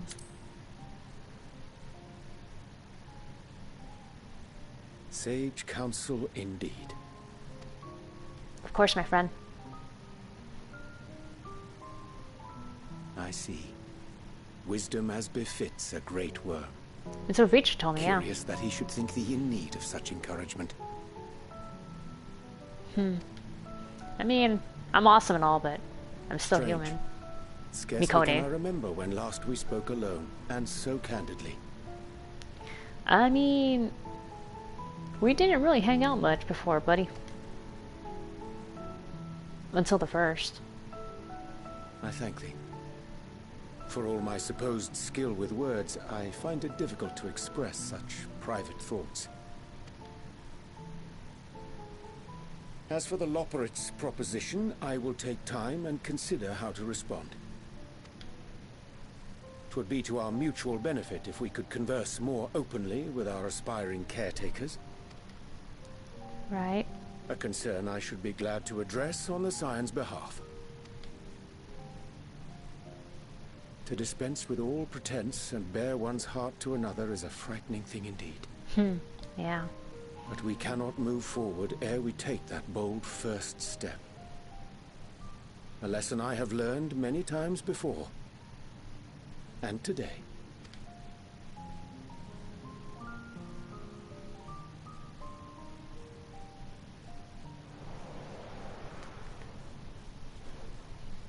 What are they saying? Curse these ears! I've heard bugger all! No matter. We've got our plans.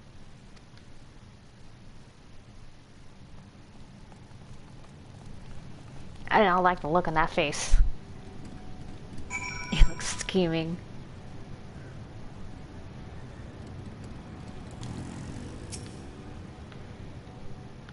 In truth, my reason for traveling hither was to effect a plan of my own. A plan which may pave the way forward for us all.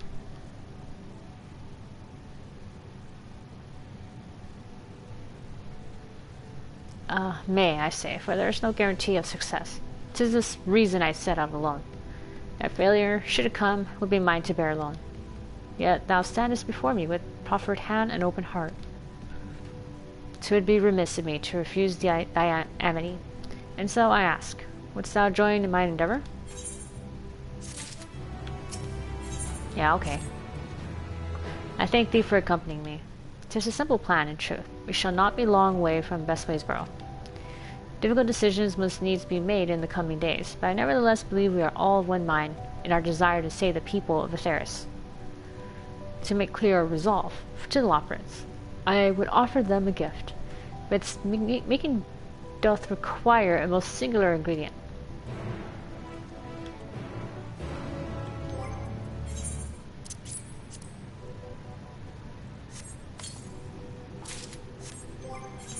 Alright, how do these boots look like? They look cool at least.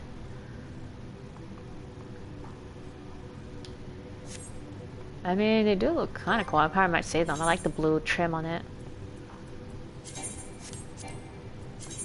Oh, I can't glamour plate it. Shit, alright. That's right, because I'm not near the freaking Etheirys. Stuck in a rock that I can't see.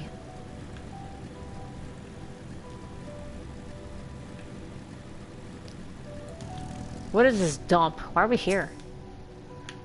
Ah, an abundance of spongeoy. Excellent. Spongeoy. I chanced to spy this aggregation when crossing Zodiark's erstwhile prison. Using a spell taught me by Numo, I believe these shall suffice for the gift I would fashion. The magic requires considerable concentration, however. Might I prevail upon thee to stand watch whilst performing the incantation?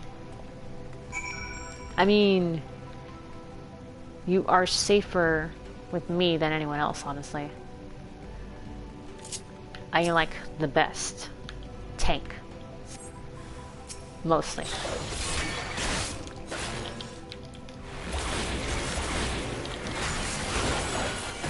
Fuck out of here. There, I'm dead. Wait, more? Oh shit. Eat this.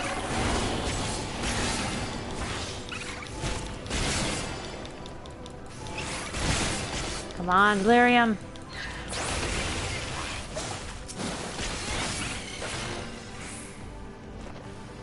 Damn, okay.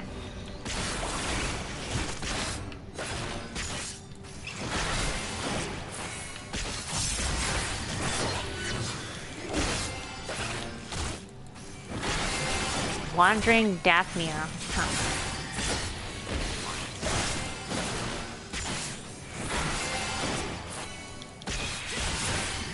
Alright.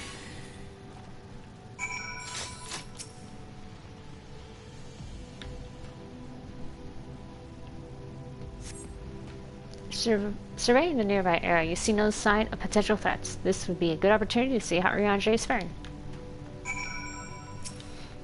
Alright, I killed a bunch of things. Are you okay?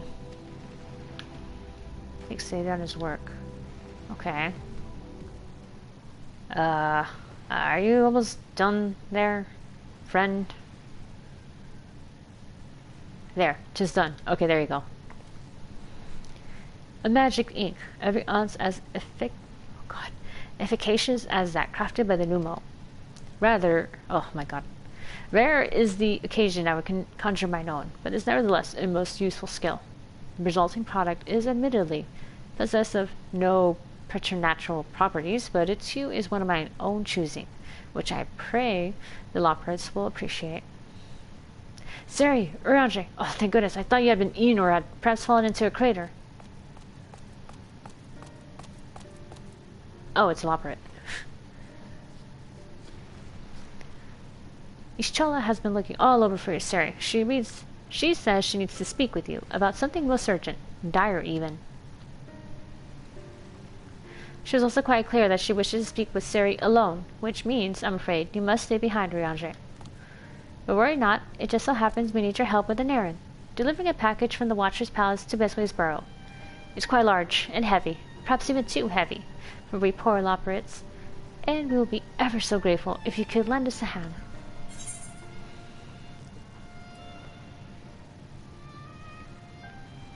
That's convenient. Suspiciously convenient. I have an extra pair of hands before I go and meet with Ishtola. I am stronger than Urianger, physically.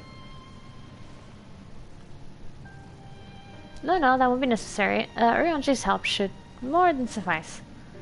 And I'm sure you don't want to risk getting on Ishtola's bad side by keeping her waiting. She seems prickly. Now, off with you. We're not sorry. I shan't be long.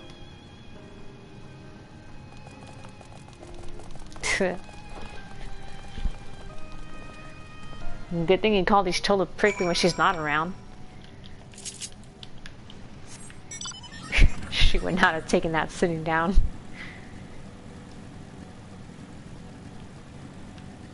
Okay, where am I going? Oh right, the thing is over here. I think. Where?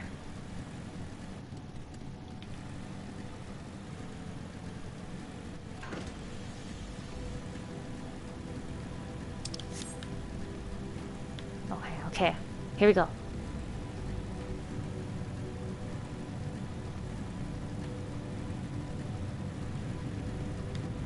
Ah, I'm stuck.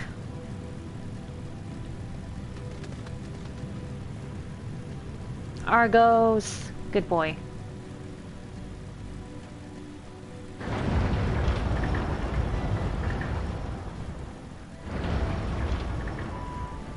Okay, so she is down below from what I'm seeing. It's fine.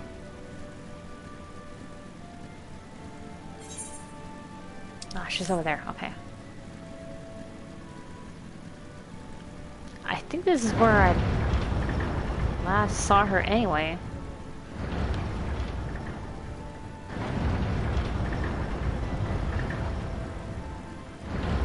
Moping wing.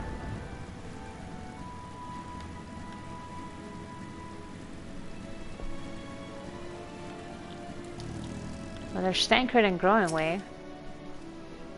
Everything is alright with your entree then. That's a relief. Oh, Sari. We thought you would be away for far longer.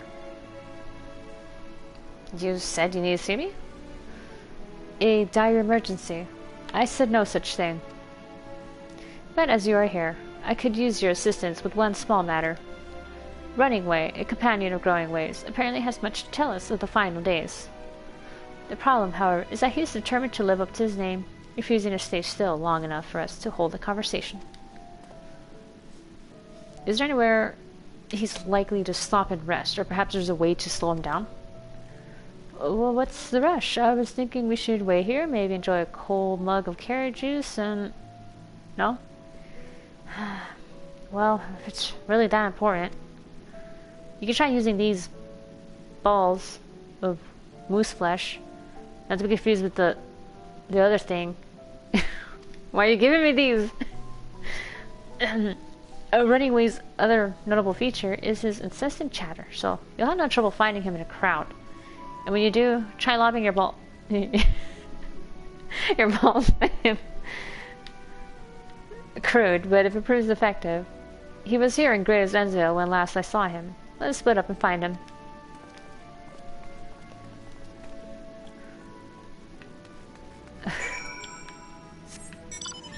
Alright, let's go throw these moose balls at him.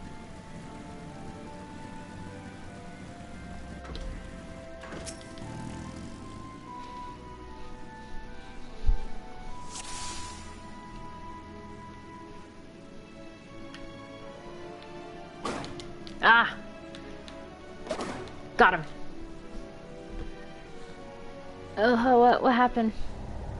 Oh, that was the wrong one. I just saw someone running and I hit him. I'm sorry, he was suspicious. He was running around.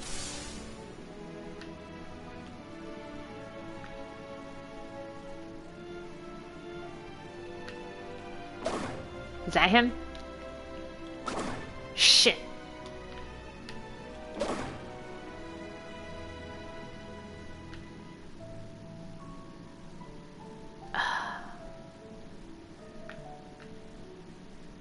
Oh, do not hit the unassuming Loporrits. Whoops.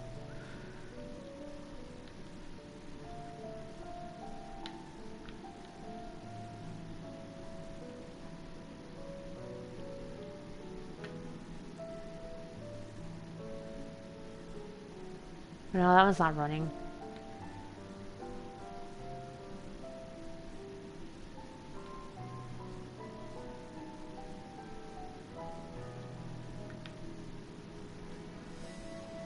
Oh shit, I don't know, I could go all the way over here.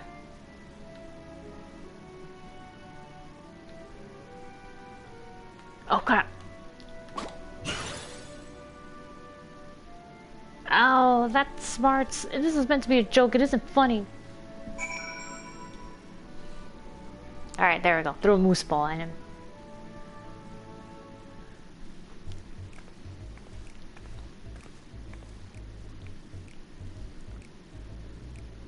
Sorry I had to stop you this way. Uh-huh. Yes, I'm running away. Do you mind explaining why you hit me in the face with your balls of moose flesh? One day I'll be mature enough not to laugh at this. Today's not that day, and I don't think it'll ever happen. I'm highly knowledgeable about the final days. That's the most ridiculous thing I've heard since I woke up. Who told you that joke? As if we've got time to look into the final days when there's so much to do before the Great Voyage. It's true that Hydaelyn did impart to us some knowledge of the event, but I know about as much as any other Loporrit around here. Less, probably. I don't know why anyone would think it's funny to go around telling people that I'm an expert, but they'd better hope I don't get my paws on them. Sorry I couldn't be of more help, but if there's anything else, I have work to do. And I'm off.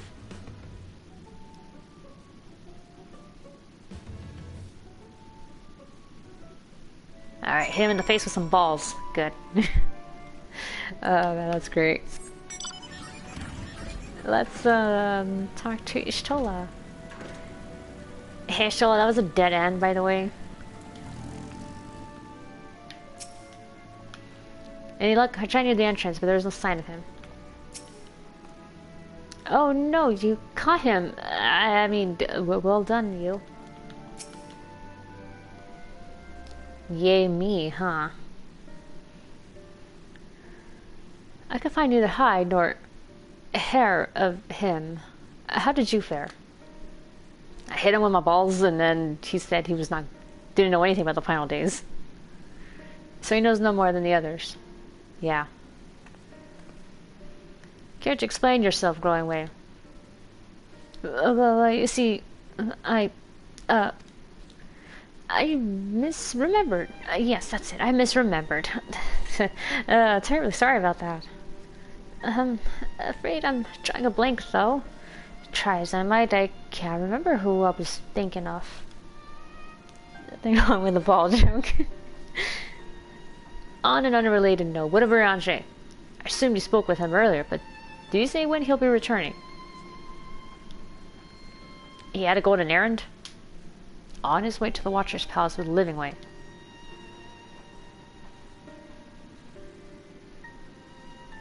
Between Growingway's sudden lapse of memory and our lack of other leads, maybe our time would better spent lending Urianger a hand. Well, what? No, hold on a moment. It's all coming back to me. Yeah, yes, I remember. The information you're looking for is in the archives. Yes, that's where you'll find all sorts of useful knowledge, including that pertaining to the final days.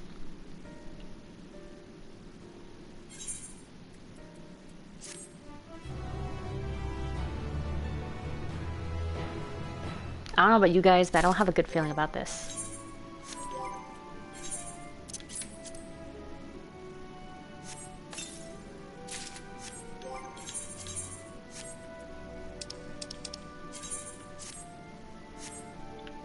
Wait, that's what they look like? White and blue. I mean, they're not as weirdly bulky as, say, a lot of the tank gloves.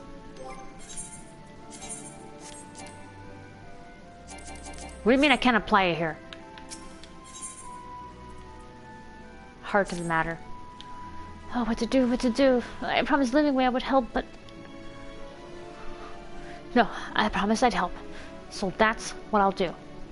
The archives are on the second floor of the main plaza, eastern wing. Follow me. You certainly got a little resolute, huh? I suspect the Loporrits are up to something, but there's ought to be learned in the final days. I think it best we play along. For now, at least. True.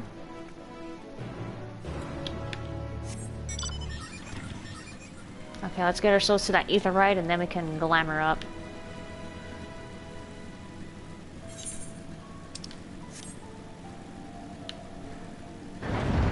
Also, in terms of my progress on getting a bird, I am slowly but surely nesting.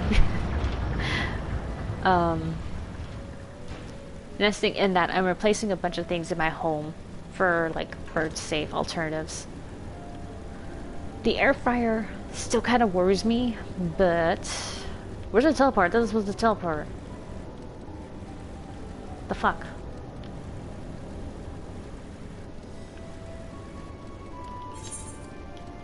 It's above, right? Yeah, it is. He told me the teleporter would work. Or was that the other way?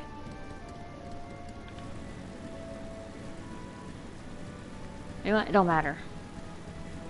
But anyway, I recently bought a air purifier. So freaking good. It was like, it was on sale on Amazon for like $34 from its usual $100 or $99.99, but yeah, they called it a Vivo air purifier. It already has like the HEPA filter, HEPA filter, and then on top of that, it's got like the active carbon filters. So that's really good with odors and a bunch of like fumes and gases usually. Which is really good for the bird in case there's something that we're not smelling that's dangerous for him. Or her, whoever we get. So we got that. The only thing that we really have to do though is replace the kitchenware. We're gonna get rid of our old non-stick pans. Most likely because they're made with Teflon. Now Teflon, I don't know, the people that say like they can chip off, and obviously that's bad if it gets into your food. Teflon that chips or is flaking, no bueno. Remember that, kids. However, if it's not and you're fine and you're never gonna own a bird, then don't worry about it. You're fine. However you are worried about it or want to look for a safer alternative, I guess, and not worry about Teflon chipping and getting into your food, then you do ceramic or, what was the other one? Stainless steel and cast iron. Those are the big top three. A lot of people are switching to that lately. I did not know that. I had no idea how big that was until my cousin told me about it. And then I learned about it from the whole bird stuff too, so my research into bird care. The architecture of this place is impressive, though more than a little confusing to navigate. Is it too much to ask for clearly marked exits? Or a map, perhaps? I have a mini-map. What other knowledge do you suppose we could glean from their archives? I was told that you should probably not get your hopes too high about the archive thing. Hold on. Gotta fix my glam.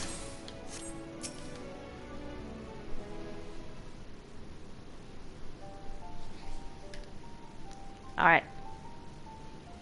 Are there even any archives? The archives are right through this door, but it seems to be locked. I guess we'll just have to go and find whoever has the key. Drawing away. Enough. If you have naught else to tell us of the final days, you need only say so. We can ill afford to be wasting time here, as you well know. Did you yourselves not tell us we must act quickly? Yes we did, but the moon was to be a perfect paradise for the people of Etheirys, and we're running out of time to make everything ready for their arrival. We hoped you'd see the wonders we have to offer, but you found nothing but faults and flaws in our work. Only one of you saw our potential, so you others must be kept here. Ah, so that's Livingway's game. run us about in circles, and failing that, lock us away so we can't put the plan at risk. Everyone except Urianger. He understands what is at stake. What must be done? I fear you misjudged us, Growing Way. Never have we decried the notion of using the moon as a means of escape. That said, my heart breaks at the thought of abandoning Etheirys and her reflections to their doom. If there is a way to avert the final days, I wish to find it. We all do. We may fail, but our efforts would never be at the expense of your plans. But why would you take that risk? There's no room for ifs and maybes now. The people of Etheirys will escape here to the moon. They'll be safe, and we'll finally get to see all their happy, smiling faces. I'm sorry, but we can't let you leave. We just can't. Wow, you guys are making a big mistake. Do what you must, but try not to hurt them. I'll be back in a moment. Don't do anything rash while I'm gone.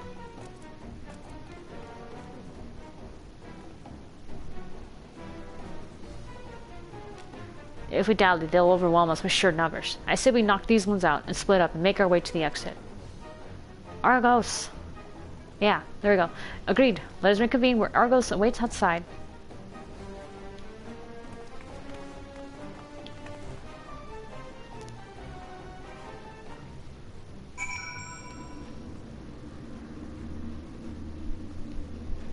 Alright, here we go.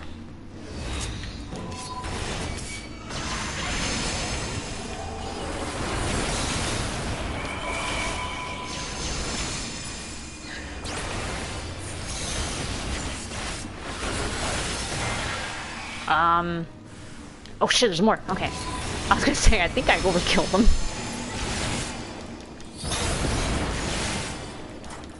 Come on, Steam, that'd be nice. Aw, you already done?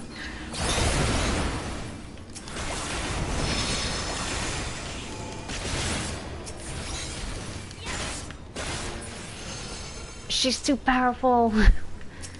Oh shit, it's going away. Sorry, Growing Way, I gotta beat you up. Fire and Moonstone.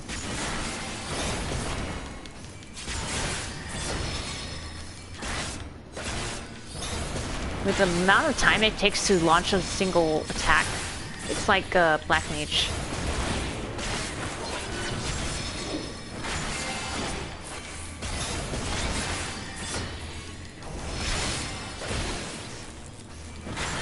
There, your stun can't do anything now. We have to save them. Sorry, man. Had to knock you out. And I'm out. Oh, shit.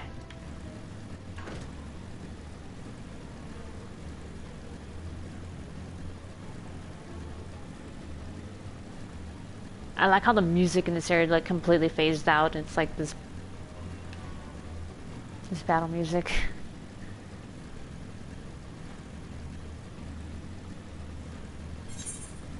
Oh shit, that's not it. The hell? Is that a robot flying?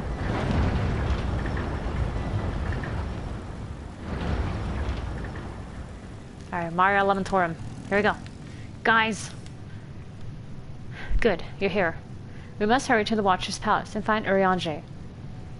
Yeah, that might be the best thing to do.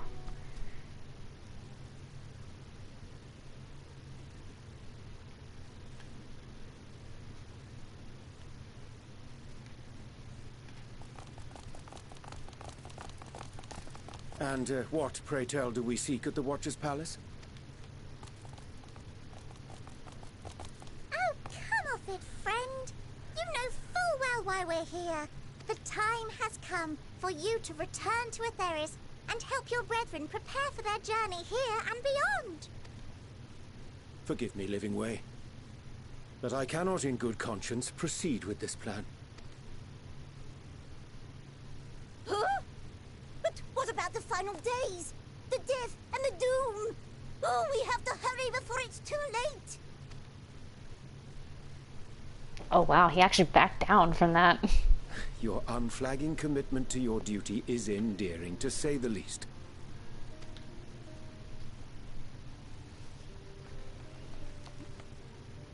Oh,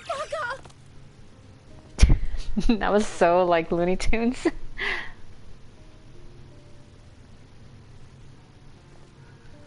Classic Looney Tunes. Be at ease.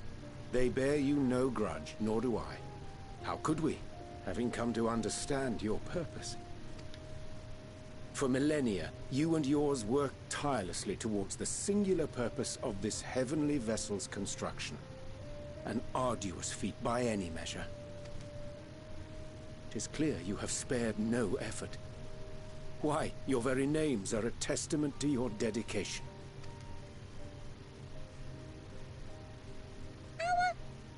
Our names? I'm not sure I understand what you're getting at. Names are an expression of the self, a declaration of one's hopes and aspirations. Ah, like green. Your use of contemporary, uncomplicated nomenclature doth ensure clarity of purpose. There can be no doubt that your love for the people of Etheirys is boundless and pure.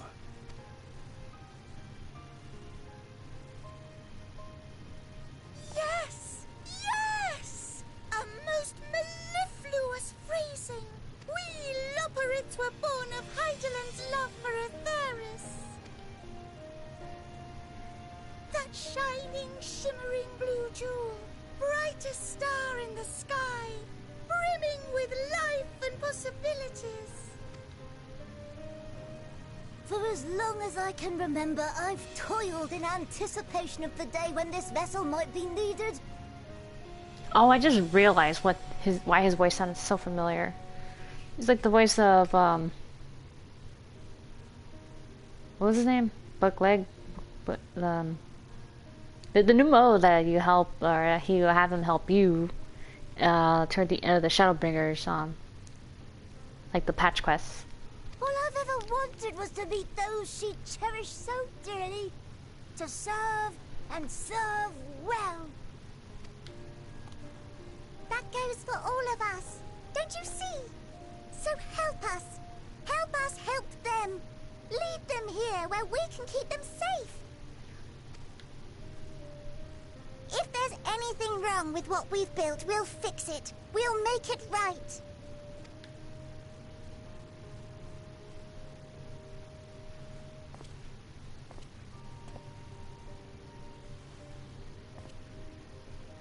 Your works want not for repair.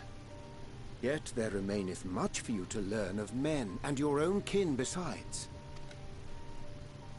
Singing Way, thy name bespeaketh more than the simple marriage of rhythm and rhyme.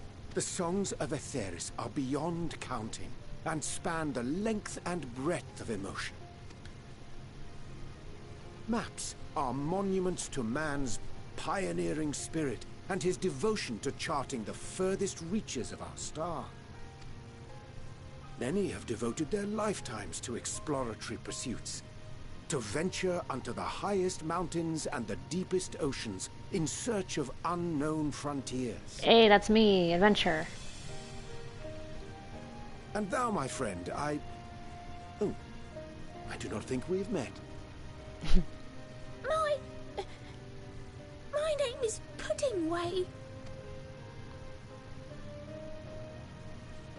Puddingway, His face is like, a name of deep and abiding significance, I'm sure, but one perhaps better communicated through delicious deeds than tasteless words. A judicious application of fey magics at a later juncture may be appropriate. And Living Way. 'Tis no easy feat to convey the significance of thy moniker. When I was a bookish boy, a dear friend of mine was fond of peppering me with questions as I read, to my occasional annoyance. One day, I posed to her a question of mine own. What doth it mean to live? It's nice that Urianger, like since Shadowbringers has been getting like more character focus. I always thought he was one of the flatter Scions. Proffered this answer. I thought like he was more gimmicky. The anticipation of a half-read story's conclusion. The hope today's mistake may serve as tomorrow's lesson. The wish that a new acquaintance may one day call thee friend. She believed it to be all these moments and more. I want to understand, but... I, too, still labor to find mine own answer. 'Twould be my pleasure to assist you and yours in embarking on a journey of self-discovery and enlightenment. Damn, he sure is giving them a pep talk. Oh, it's the ink. Ink as blue as the waters of Etheirys. Made in haste, though I assure thee, the quality has not suffered for it. The people need not be persuaded by honeyed words. Nay, I have faith they shall do what is right in due course.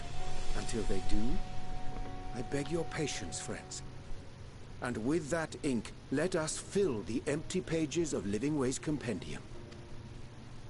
An open exchange of ideas will surely afford you all a better understanding of modern man, and with it, ideas for improvements and renovations. But more importantly, it shall empower us to together find a way forward.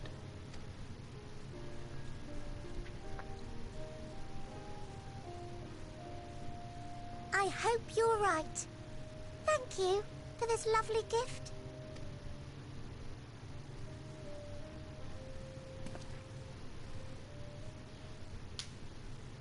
There you have it. I shall remain with the Loporrits to ensure that all is in order. You're gonna stay here? Though we must needs prepare for every eventuality, you would all agree that the evacuation of our star is a last resort. To accept failure is to accept the demise not only of our star, but that of Reen's, of all reflections, and the souls that call them home. Nah. I'm not gonna put all that work I put into like and almost dying on the first. Like to the side like that. No way. Which is why I have every faith that you shall fight to the last. That such drastic measures may prove unnecessary. Should the worst come to the worst, and I pray deeply that it won't, I'll take comfort in knowing preparations were made under your watchful eye. Aye. Thou mayest be assured that if calamity cometh, not a soul will be left behind. If being the operative term. Oh shit, hold on. Pocket's glowing. It's red! With resolve. That flower. How came it into your possession?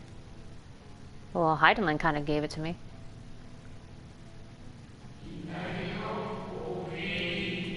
How very like her.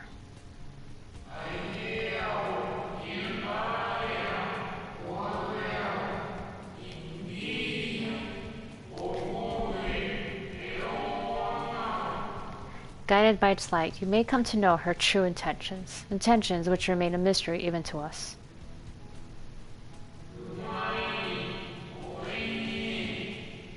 In our time, we called it Elpis. You would do well to remember the name.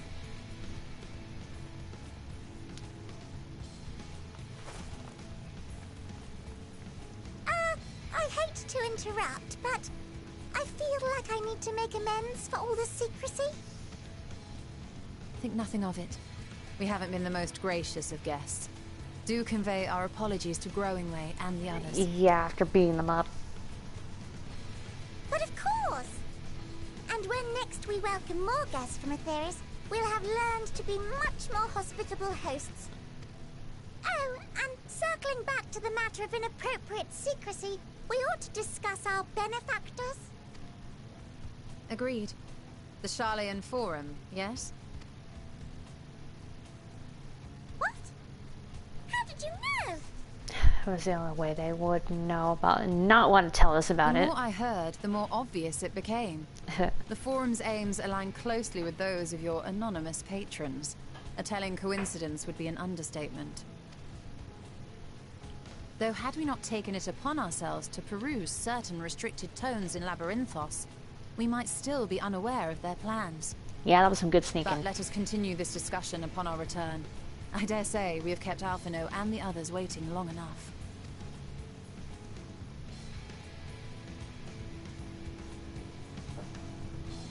So Urianger's staying on the moon then.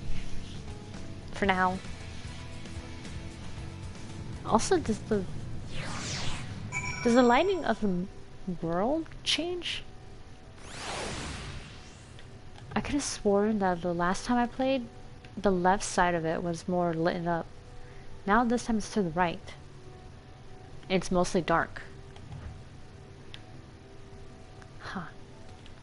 I wonder if it goes vary by like the server time maybe? And not like your local time? Or, you know, Eorzea time.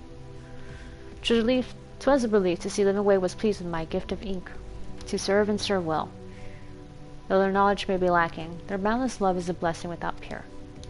It will be no easy task to prepare them for what must needs be done. But gladly do I embrace this duty, even if it does necessitate that we part ways for a time. Forgive me my absence, but I have the utmost faith in you.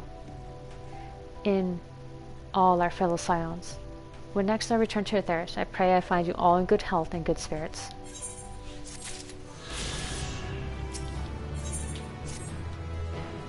With the Loporrits in Urianger's capable hands, we needn't worry about affairs here in our absence. Knowing now the face of their earthly collaborators, there is much to discuss with Alphino and the others. Let's return to the Tower of Babel. Our battle for the star will soon begin in earnest, and we must be prepared.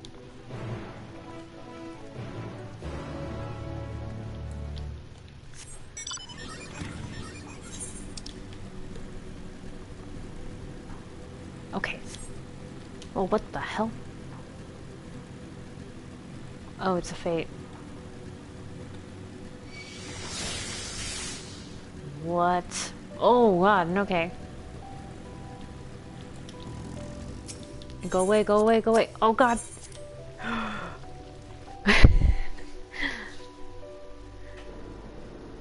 Okay, made it. I'd forgotten how cold it was here in Garlemald, a testament to the Loporrits' ingenuity that I felt no such discomfort on the moon. Gosh, I could scarcely believe we went to the moon and back. But we'll have time to reflect on that later. Right now, we need to head back to Camp Broken Glass and deliver a thoroughly detailed report to Lucia. I'd like very much to know how everyone is getting on here as well. They only just begun to treat the tempered prisoners when we left. I share your curiosity, but warning our allies of the final days is of greater importance. I speak not only of the contingent, of course. The heads of state of every nation must know what we have learned. We know not when, or where, or in what manner the final days will begin to manifest. And so we must see that everyone is prepared. Agreed, though we may wish to stress the importance of discretion, lest the public be sent into a panic. Not that anyone in a position of responsibility should need to be told as much, but it bears repeating. Anyway, first things first. To Camp Broken Glass.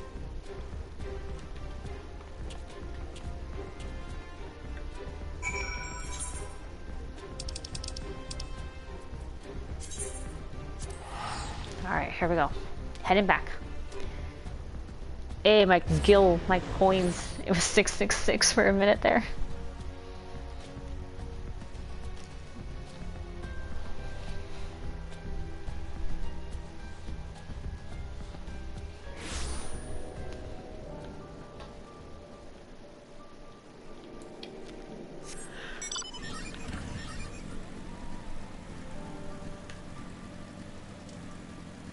Okay, here we go. Hey, we're back. From our trip to the moon. It's good to see you all again. No worries for your lunar adventure, I hope. We've done what we can for now, and believe me, we intend to tell you all about it. But before we do, why don't you tell us what's become of Garlemald in our absence? Yes, we succeeded in subduing the Thancred inside the Tower of Babel. We took many alive, but combined with those who were already in our custody, the number requiring care has grown exponentially. The inclement conditions here have made it difficult, if not impossible, to treat them all here, and so we petitioned the aid of the allied nations. Some are understandably hesitant to proffer assistance, particularly those that were but recently subject to imperial occupation. That said, several others have agreed to grant them refuge for treatment. With the assistance of your fellow scions, we endeavor to see them safely transported and subsequently cured for their tempering. Will all the tempered be relocated? Not all, no. We have sufficient shelter to attend to those whose treatment has begun, and enough healers have volunteered to remain until their patients have recovered. Ulysses is one such patient, though he is not yet fit to receive visitors. Truth be told, it was a miracle he and those in his company were not harmed in the chaos. If not for Elfino and Alize's timely assistance, I dare say none of them would be with us today. That's my children. Good job. In light of recent developments, have the Alliance leaders come to any decisions regarding Garlemald? Given the tremendous ramifications of what has happened here, it will take time to determine what must be done. In the meantime, they intend to work with the Eastern Alliance to keep a close watch over the provinces. We have other news to share. Shortly after Anima was defeated, we received reports that each and every tower has vanished. For Mercy, the process was apparently not quite as violent as that you experienced at Thavnair. Those who were trapped within them have been rescued and are receiving treatment. To hasten this endeavor, the beast tribes have received instruction in the magics needed to cure tempering. Master Matoya is no doubt thrilled that Mother Porksea affords her so many visitors. Oh yeah. She hates visitors. Yes, we are grateful for our ongoing efforts, as well as those of our comrades near and far. As for the contingent, several of our members have been granted leave to return to their homelands after the transfer of Thancred has been completed. Lucy and I will remain, along with a small force, to continue offering aid to those here in Garlemald. The Empire may be no more, but there are yet those who call these lands home.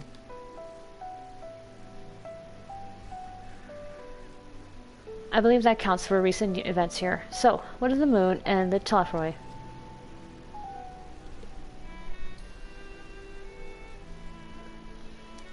Yeah, so we could not stop the final days. They're gonna happen. Oh, fuck me, really?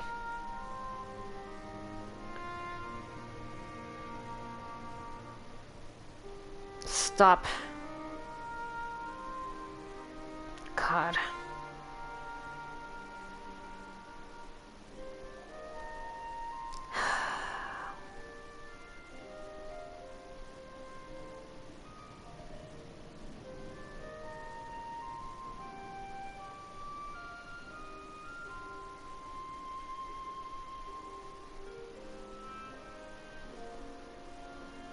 Goddamn bots.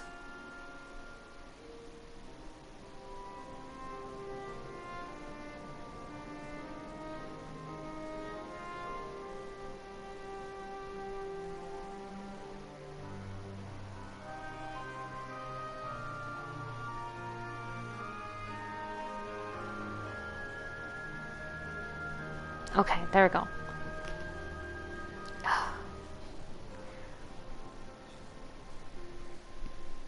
Anyway, okay. The final days. Gods, I prayed your victory would mark the end of our troubles. There's still much we do not know, but the Alliance leaders must be told. Would you be willing to contact them in our stead? Yes, of course. I will send word forthwith. We'll also release your fellow scions from their present duties, that they may return to Sharlayan. Your energies are better spent finding a means to avert the coming apocalypse. Speaking of your fellow scions, you'll be happy to hear that Mistress Kyle though still on the mend, has been moved to the Baldessian Annex and given into Tatara's care. Thank you. I look forward to seeing them both upon our return. Let us be on our way then.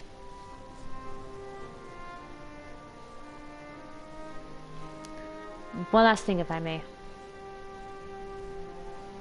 After your confrontation with Zodiark, you said Xenos took his leave, and in all likelihood he has returned here to Garlemald. I have in mind to dispatch scouts to try and ascertain his whereabouts, but first wish to ask if you believe there's merit in doing so. I don't know, I mean, he basically realized that he's not going to get the fight that he wants with me. They found him, they would not likely live to tell the tale. If you're expecting a trail of destruction to follow, you won't find one.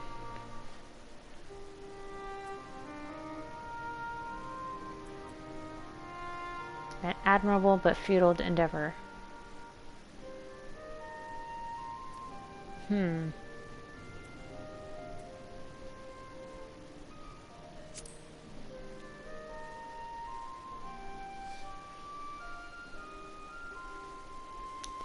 Aye, you're the only foe he considers worthy. And even if my men found him, who but you could even hope to bring low that monster, right? Pray, forget I entertained the notion. Well, on the subject of Xenos, the 10th Legion has made an official proclamation. They denounced the Crown Prince and condemned his role in the Empire's downfall. He did kind of lead us and cause it to happen. His very title has become a source of shame among his former subjects, and its continued use serves only to hinder relations with foreign nations. For this reason, he has been declared as Xenos Viator Galvis, outcast and enemy of Garlemald.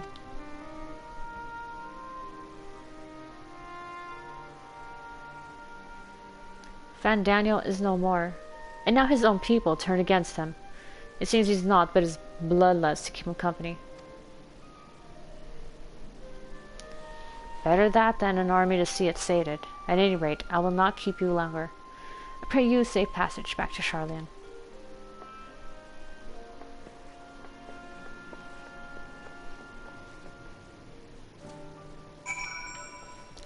Alright, off to the Baldessian Annex now.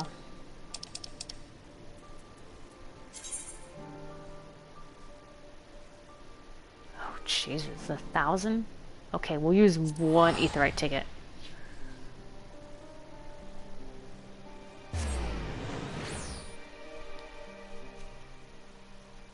I'm gonna save that place as one of my go-tos, I think.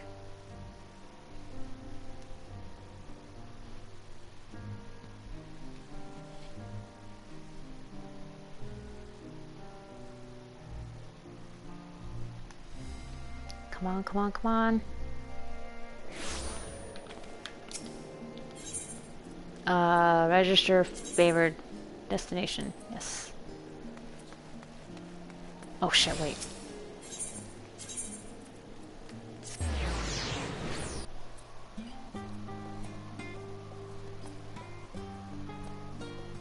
Alright, Baldessian Annex.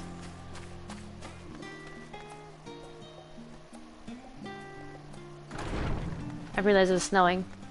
Oh, you're up. Oh, it's so good to see you. And free from... What? Chilblains, I take it? You've been pleased to know everything's been kept in order since you've been away. I even bought a few useful knickknacks with me from back home. But no sooner they arrived than I received word of Kryle in poor health, and you on the moon. If you meant to give me a fright, you succeeded. Welcome back, Sari. We were so terribly worried about you. It was plain I have caused my own fair share of worry, and for that I apologize. Hydaelyn called to me that day when you entered the Tower of Babel. Her pleas were faint but desperate, and I knew at once she required a vessel to carry out her will. What came after feels like a dream, barely remembered. My body flowing through the life stream toward Garlemald. When I regained consciousness, it was all aches and frostbite, exhausted of ether. So exhausted. In fact, I could only laugh, for it was in that moment I understood Raha's weariness from the Tower of Zot. Whether I could laugh at a time like this. Though we prevented Zodiark from being unleashed upon the world, I am curious to know what else took place there on the moon. Failure. That's what happened. Perhaps we should wait for the others to join us before you give your account. Let us reconvene in the main hall once they've arrived.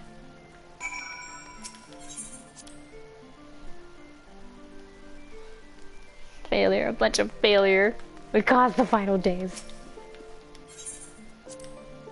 More or less. Well, I mean, we weren't able to stop it.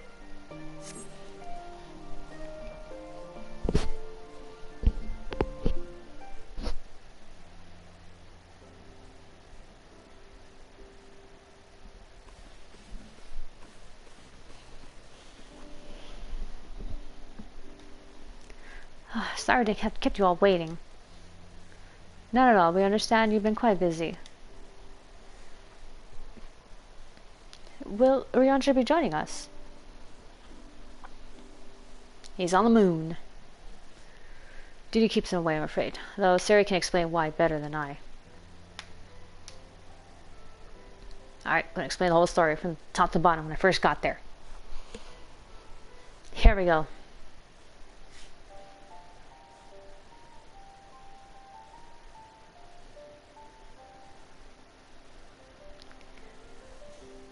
The final days, as befell Amarant.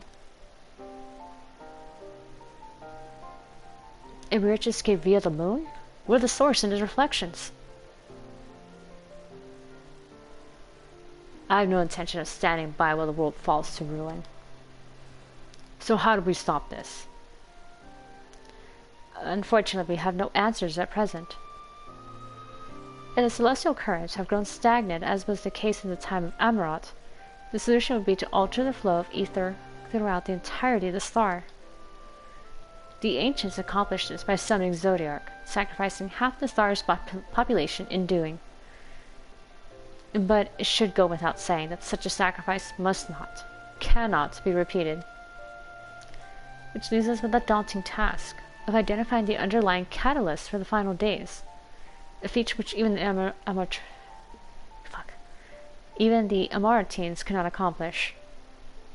Unfortunately, we found no clues in Mare Lamatorum. There is so much we do not know about the catastrophe itself, let alone what may have caused it.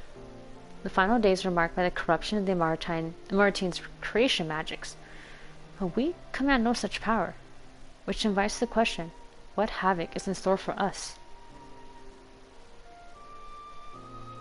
If we knew that much, perhaps we could draw some parallel with the events of the past, and thereby form some semblance of a plan. Perhaps we should start with a forum, then, having worked with the Loporrits in secret all this time, there's surely more they can tell us. You sure about that? Forgive the interruption, but I've urgent news. The forum is holding a public assembly in the plaza outside. Some sort of announcement. What is Father up to now? There's only one way to find out.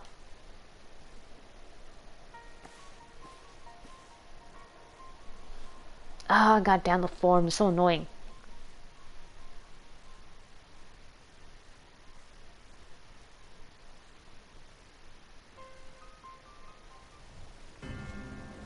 What, they're gonna tell us what we already know?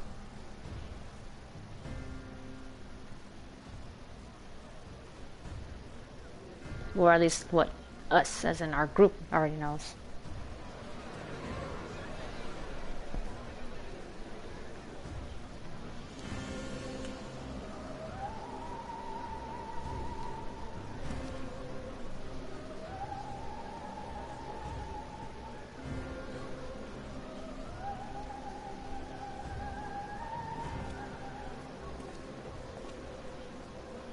Order! Order, I say!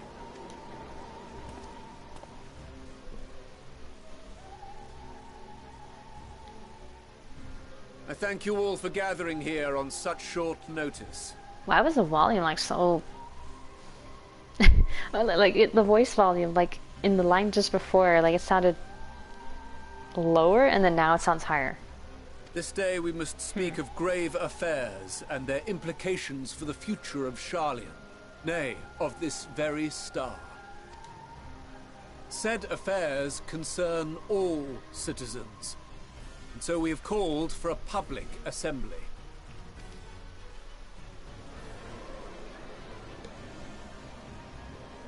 You may have heard rumors of the Loporrits and the havoc these madmen wreak abroad. Under normal circumstances, we would pay little heed to petty disturbances outside our borders. The final days, however, are another matter altogether. For we dare not ignore these prophetic words of Eld. The Endbearers will come, ushering chaos and calamity. The final days descend and devour the very star. I've never heard this prophecy. Is it true? Will all that really happen? Calm yourselves. The time has come to speak of the Forum's most sacred duties. But first...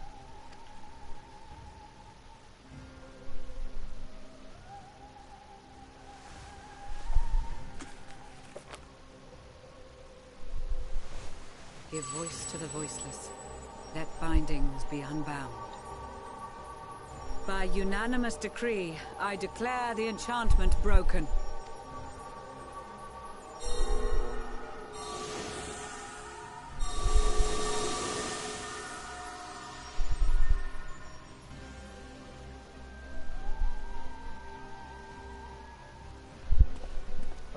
Master Leveilleur, if you would. Very well.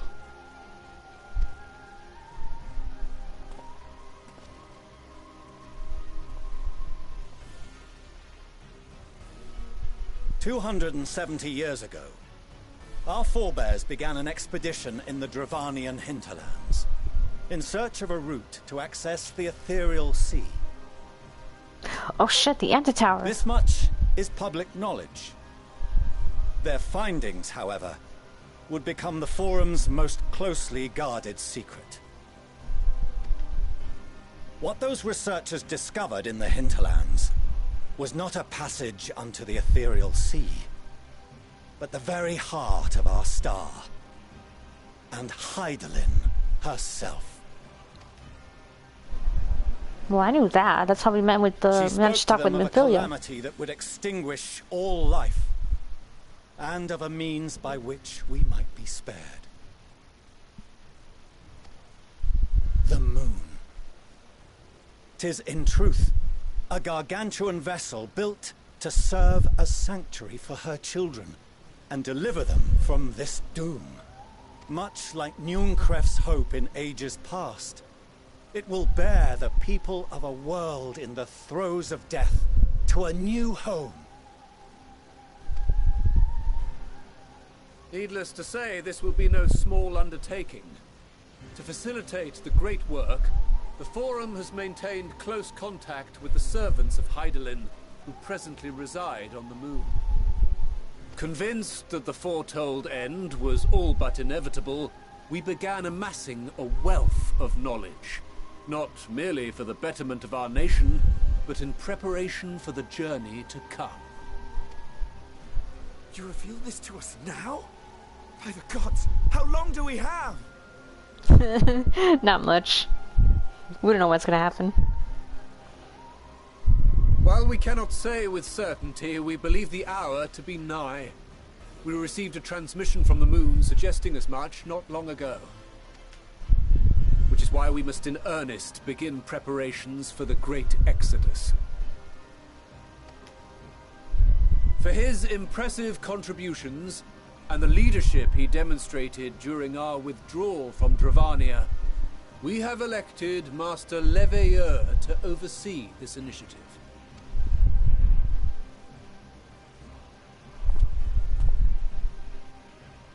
Fellow scribes and scholars, my countrymen, we face a threat of unprecedented scale. We must challenge the trials before us with composure and conviction if we are to find salvation.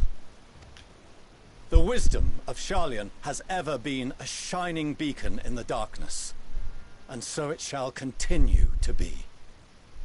Right, okay. It is our solemn charge to see our heritage preserved for future generations.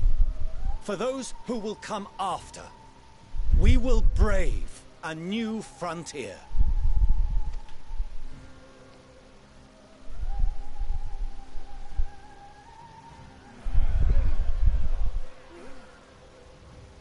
Administrative edicts will be relayed to all major institutions ere long. In the meantime, carry on with your duties. With that, I hereby call this assembly to a close.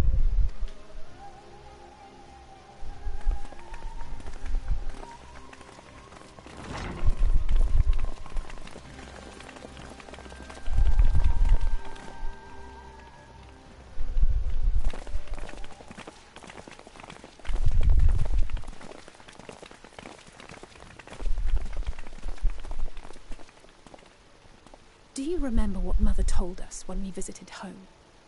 That it wasn't until after we were born that Father seemed to lose himself in his work. Okay, well, what does that do with anything? If that great work of his was the evacuation of this star, then... Okay. Yes. It wasn't for his benefit.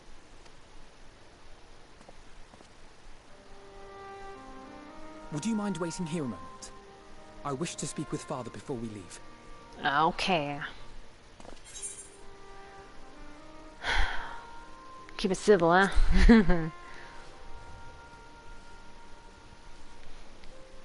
I may look daggers at him, but I will neither speak nor draw them.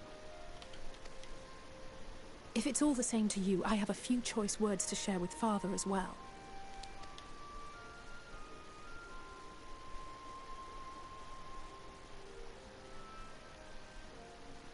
I mean, this is your guys' dad. I don't really care what you guys do with him, but I don't like him. He disowned you. How dare he? Come to call us cowards and bid us join your fruitless battle against the inevitable. Nay, we do not object to the Forum's proposal. On the contrary, those who wish to flee have every right to do so. Urianger is cooperating with your associates on the moon to ensure that all is ready should evacuation be our only recourse. Then whatever your business, I suggest you be brief. Though we cannot boast the boundless wisdom of Hydaelyn, we have first-hand knowledge of foreign cultures and have conversed with no small number of peoples. These experiences have taught us fundamental truths that cannot be recorded in any tome nor charted on any map. The beating heart of this planet is its people, many of whom would give anything, even their lives, to protect the lands they love. Many may choose to join you in the end.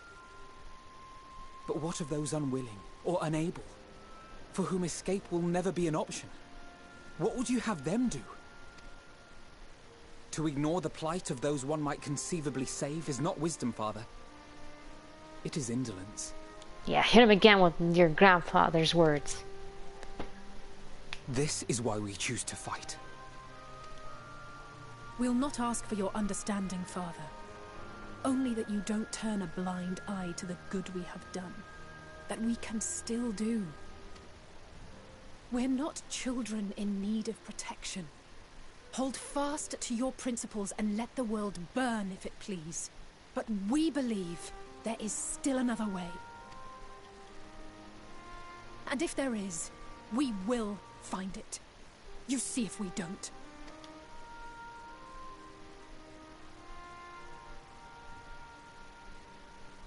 Do as you will. Just stay out of our way.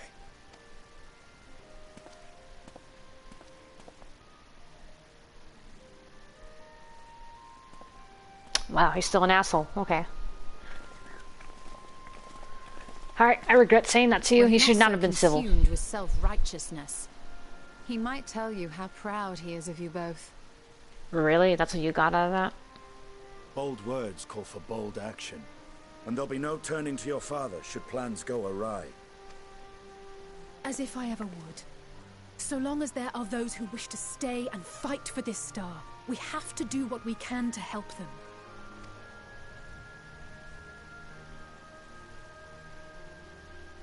And if we're to do that, we'll need to be well rested. Wouldn't you agree? And having triumphed over what we once thought to be the source of all evil, I can think of no one in greater need of at least a dozen winks. You know. All in a day's work for a primal slayer. Shall we then? To the Annex. To prepare for tomorrow.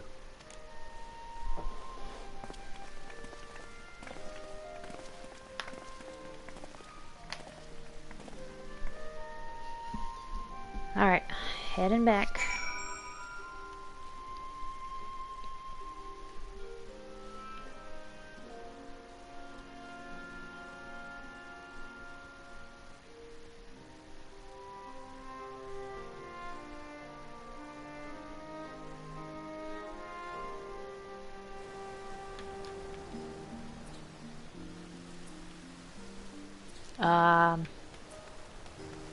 Okay.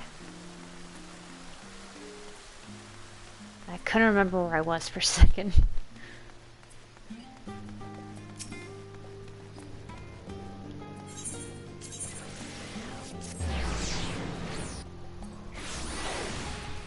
Alright, guess we regroup over here.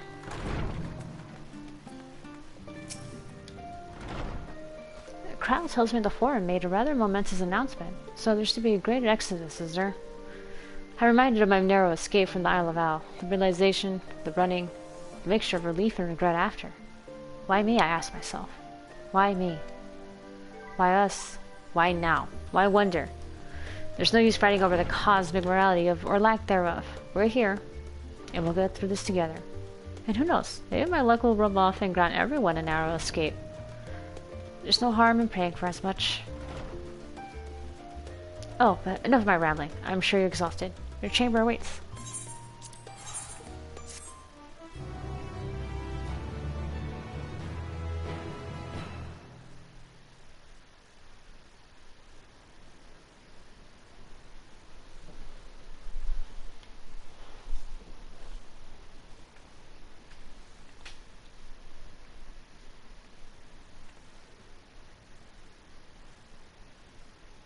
The moon looks a little weird from this end.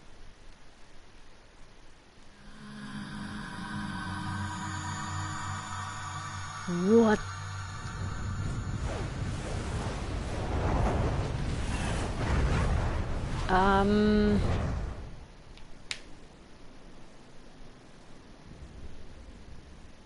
Okay, that was weird.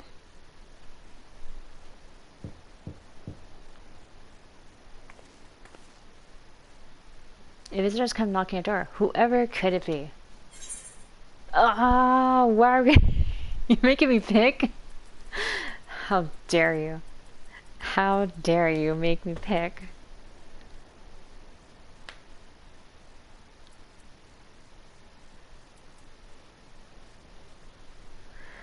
Okay, of all these people, who would... I'm trying to think of who she would realistically be the closest with.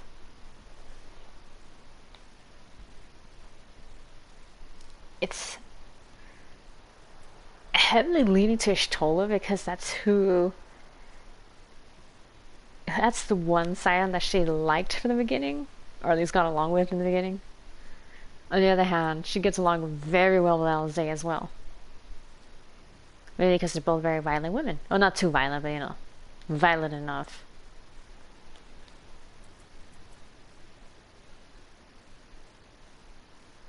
Fuck. I don't like picking.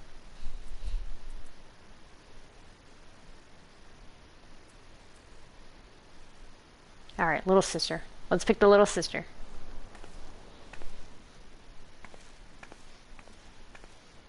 On my main account, I picked Rahatia.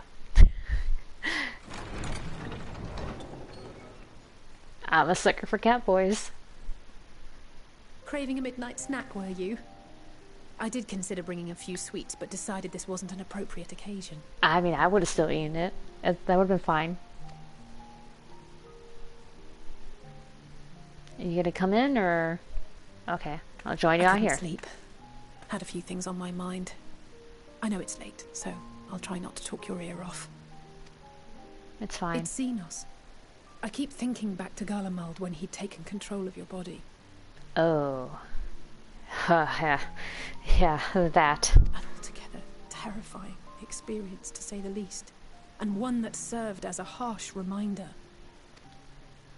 No one, no matter how strong or quick or clever, is invincible. Not even you. And as much as it might seem at times that you are, one misstep, one mistake, and that's that. Oh, she's worried. Which is why, even though I know you've heard it 1,000 times before, I'm going to tell you to take better care of yourself. Because you really, really should. Aw. It goes without saying that we're all committed to this fight. But that doesn't mean that we need to throw our lives away. You know how I feel about noble sacrifices. I know. Right, that's settled. We'll be keeping the acts of gratuitous bravado to a minimum. When I looked father in the eye and swore we'd find a way to avert this tragedy, it wasn't a promise just for him. It was a promise for you, too.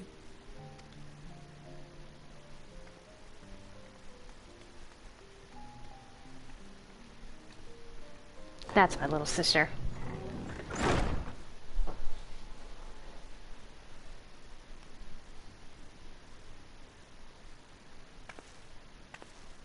Ah, man.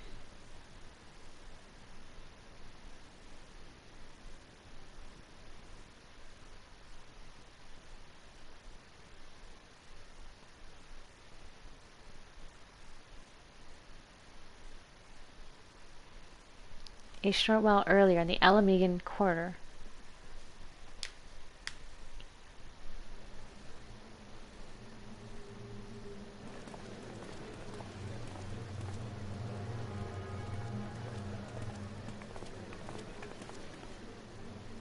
Thank the gods that tower is gone. The sight of it was enough to make me sick. Thank the Ilsebar contingent, more like.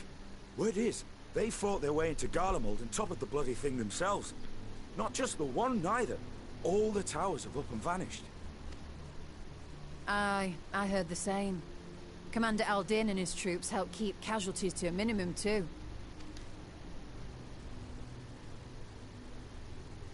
But is it true they brought back tempered Garlean soldiers? As Commander Aldin tells it, they've a treatment for that now. But don't you worry. Cured or not, they've no plans to bring them into the city proper.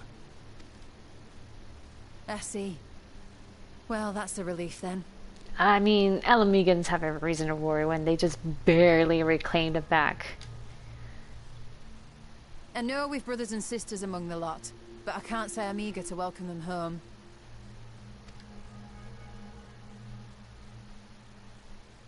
Wanted to think about it for a while yet. But to be looked after in Alagana for the time being.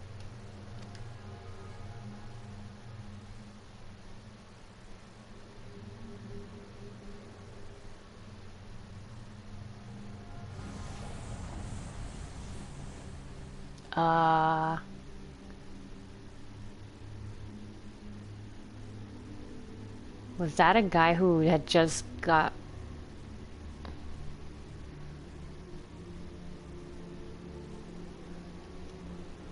an Ishgard?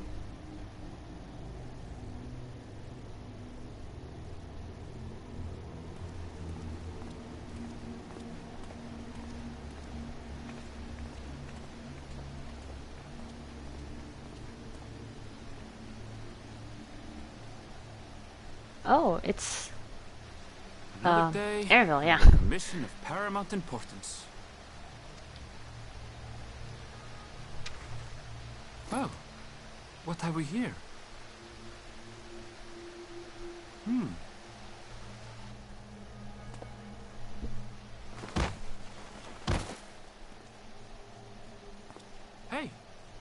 Are you all right?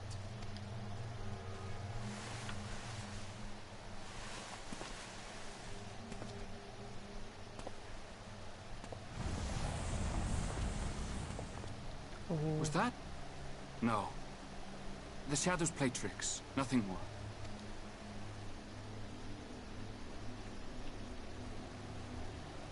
The towers are gone, and the Garlean threat is abated.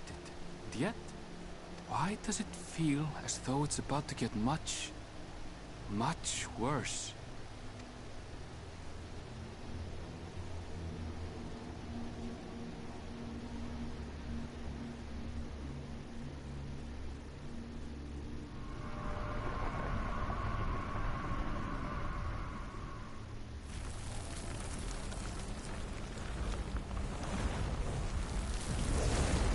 Savnir?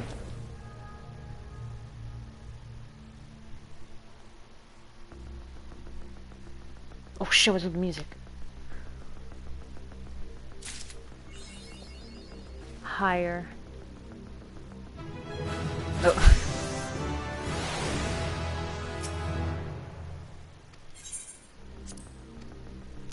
Can I go back and watch the other cutscenes for that?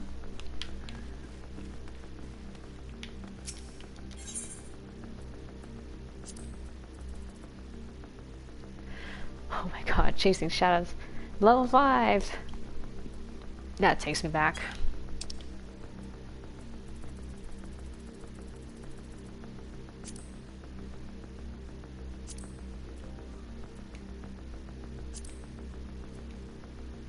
Is it cutscene 3 or cutscene 4? Let's try 4.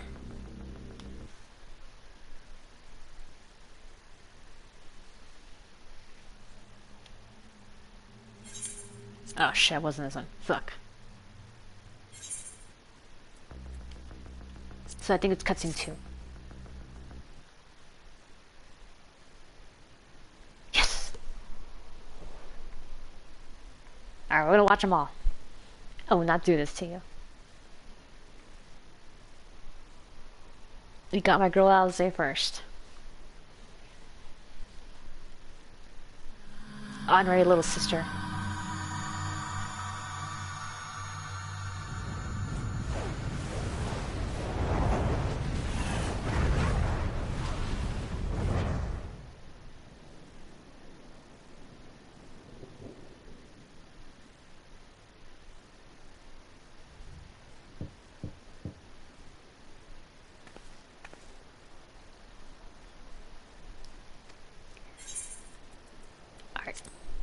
Let's do our fellow cat girl.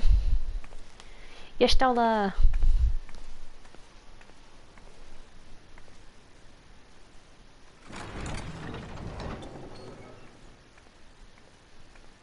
You're still awake.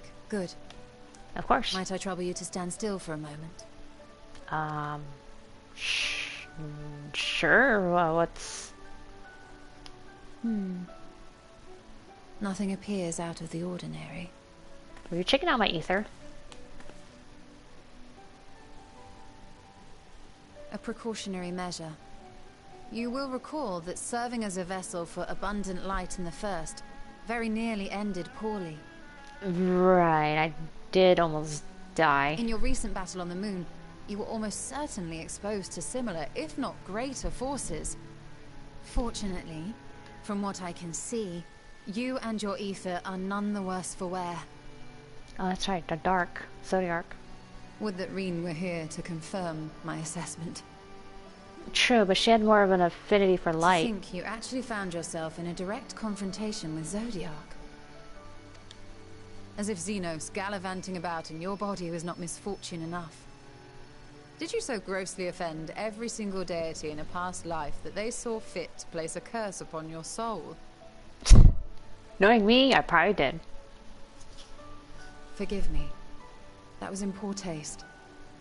I recall vividly how battered and broken it was in the depths of Amarot. Would that you could have seen it with your own eyes. Mayhap then you would understand why the greater part of me is glad you did not. It was a horror beyond description. Oh. Promise me you will be careful. that you will seek my counsel if you feel unwell. Of course. I trust you, Estrella. That puts my heart at ease, if only a touch.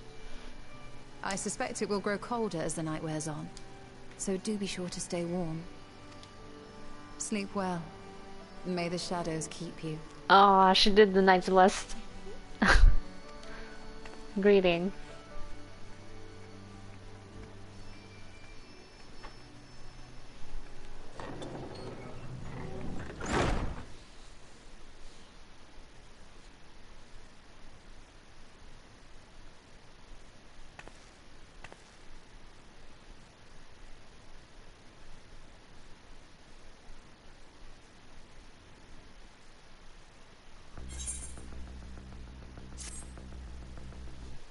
Alright, let's see. How's our next one?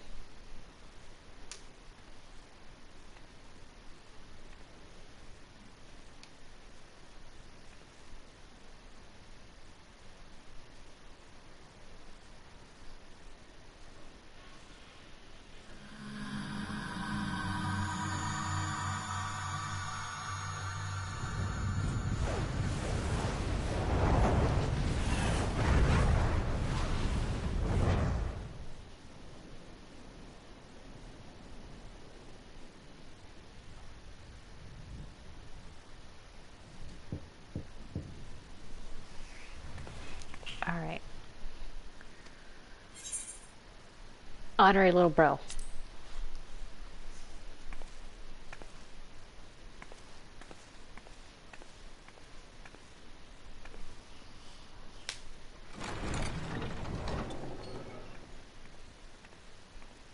Hey, brother. I hope I didn't wake you.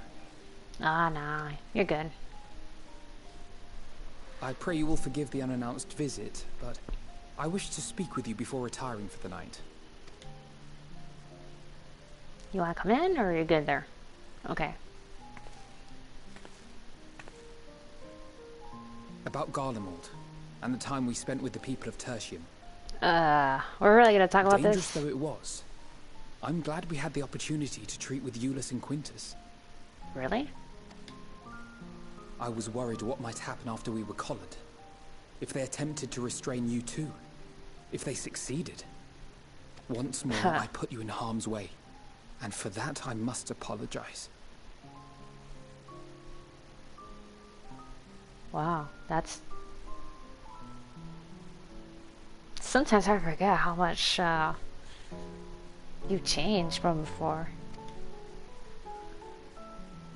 And yet it's so obvious. I should thank you for trusting in me time and time again. After all our journeys together, I dare say I've used every expression imaginable to convey to you my gratitude. Oh, nevertheless, you can... I hope these words of mine still carry some small weight. Tomorrow, our fight continues. Mayhap it would have been better to seek you out after we have true cause for celebration. Ah, don't worry, it's fine. But having mustered the courage to stand up to Father and achieve a personal victory of sorts, I wanted to carry on in that spirit before my nerves got the better of me. The hour grows late, and you doubtless tire of my ramblings. Ah, that's fine. I have a letter for Orenvold to finish. Oh. We'll be off to bed shortly. Sleep well. Give him my regards too. It's catching on, huh? Alright, see ya.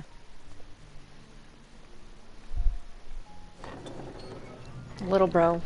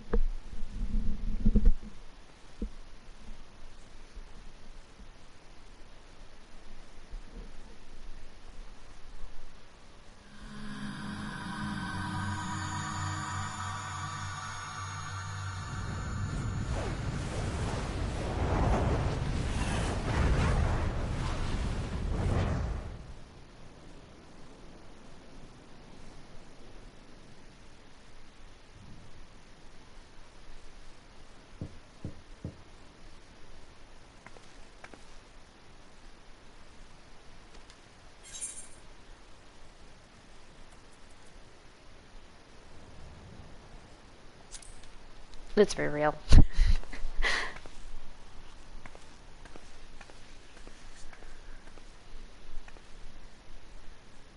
No, he's still doing that.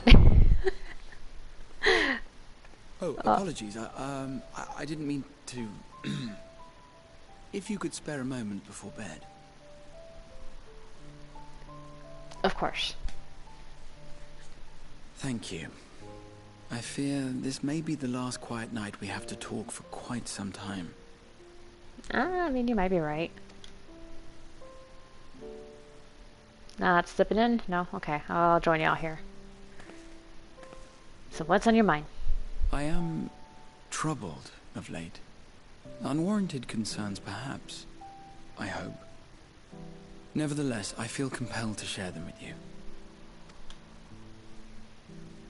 Though you have bested your enemies thus far, Xenos and even Zodiark, your victories have come at a considerable cost to yourself. I just realized this is a slowed down Eternal Winds. His theme. Or Eternal Wind.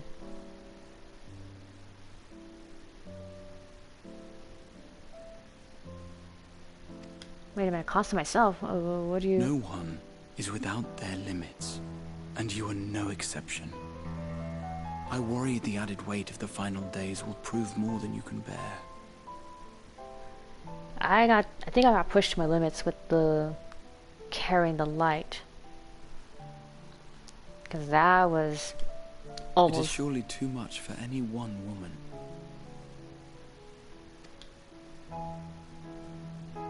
But you needn't bear it alone.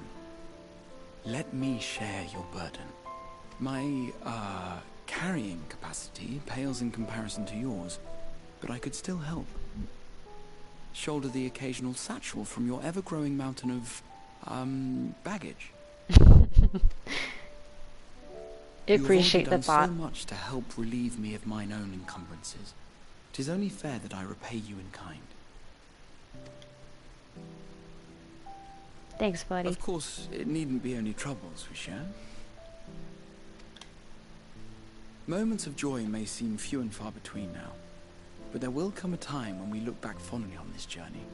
The inquiry at the Forum, our march through the snows of Garlemald, our impromptu dinner in this very room. All of it. Yeah, that was a good dinner, wasn't it? And that is to say nothing of the journeys yet to come. To the ends of the world and beyond. Ah, you're very enthusiastic. But tomorrow will be no less busy than today, and I've kept you from your rest long enough.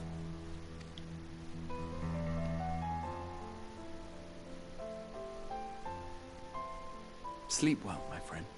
Okay. And you keep up that enthusiasm, okay? The enthusiasm to travel and see more.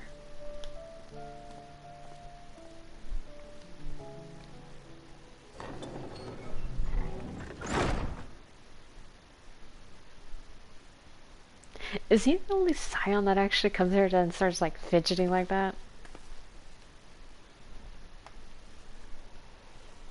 I mean, I know it's a callback to how he was as a Crystal Exarch, standing in front of your room to check in on you, and he was doing exactly that motion, like rubbing his arms and stuff.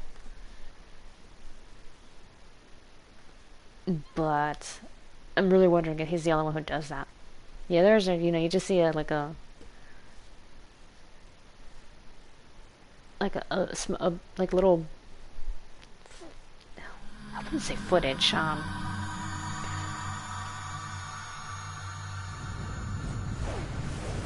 like a small catch of like their face, a quick shot of their face. There you go. Shh.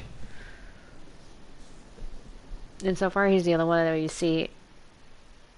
Not just his face, but you see him actually doing a motion of like being nervous.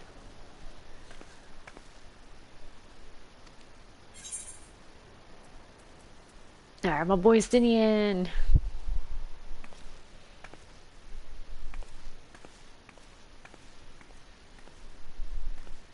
Sorry, Thancred, you're the last one. No, he's not nervous. Look at him. Oh, with your hair down too. You're alone. Good. The twins thought now would be a wonderful time to pay a visit to my chambers. Oh, yeah? Rather than listen to them bicker over tonight's snacks and tomorrow's plans, I seized the first opportunity to make my escape. Oh, it's the Heavens To their Word music. credit, they decided against intruding on Dragon your peace song. and quiet. And then here you are, huh? Wanna come in or no? Okay. I like how they all deny to go in. Exhausting at times, can't it? I wasn't sure what to make of you at first. During the Dragon Song War, how quick you were to take up a cause not your own. But I came to see that is simply the way of you and yours. I will not pretend to understand this talk of ancient primals and the final days. But I trust in your judgment and choose to believe in your cause. You and Alphino have my lance, now and always. You'll need it. Rack and ruin looming on the horizon. Calamity bearing down upon us. There's no place I'd rather be than here. Standing shoulder to shoulder with friends on the front line. So do not hesitate to send me against your enemies. I'll make them rue the day they met me. You're good, Justinian. Now, if you'll excuse me, I could do with a little air. Wait, what? I thought you didn't want to come in. I was never here.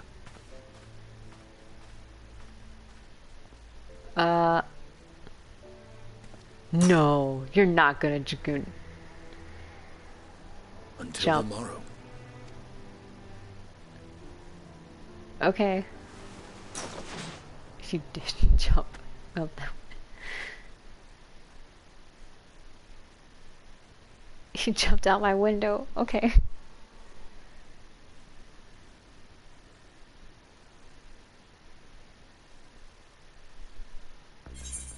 Alright, last one. We got our boy Thancred.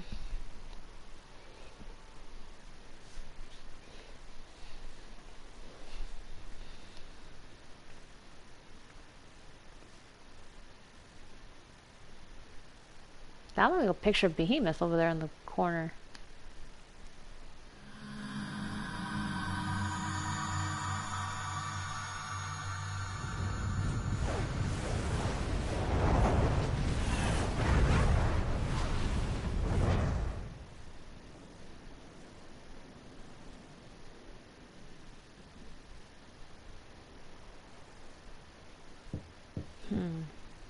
Okay.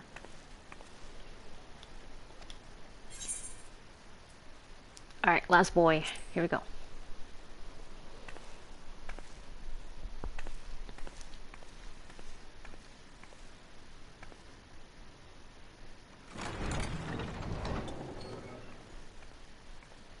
Hey, fellow tank, Evening. what's up? I hoped you hadn't crawled beneath the covers just yet. If you'll indulge me for a moment, I have a favor to ask. Favor?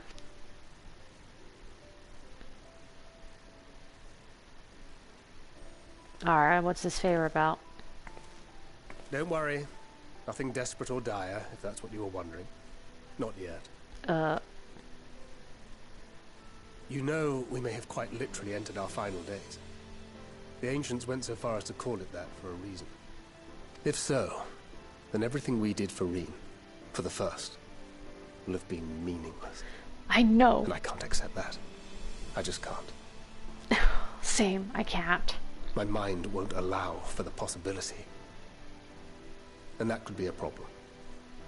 When we're in the thick of it, I don't know if I've got it in me to be pragmatic this time. To run, even if running's the right choice. The only choice. So if you see me turning a blind eye to the harsh reality, beat some sense into me, would you? But I don't want to doom the first I trust either. you and the other scions with my life. And I'd like to think the feeling is at least occasionally mutual. I mean, once I start doing a DPS job, then yeah. And I never forgive myself if my stubbornness put them in danger. Gods, listen to me. beginning to sound like the father I never had. So, can I count on you to keep me in line? I can think of no one else more eminently qualified. You got it, man. I beat you up before when Loporrits was in your body. I'll smack you around again. Excellent. Now I can breathe a bit easier. Which isn't to say that I will, given what we're up against. Let's keep this little chat our secret. I'd rather not have anyone scolding us for burning the midnight oil. Okay. We can't let the first down. Not after all of that. Because then I'd be failing Ardbert too.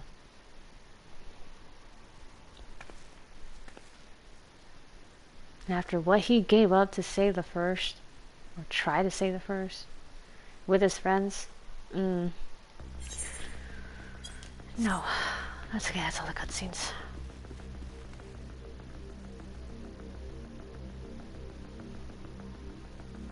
Okay, I think we'll stop here for tonight. We got a lot done, though. Got a lot done.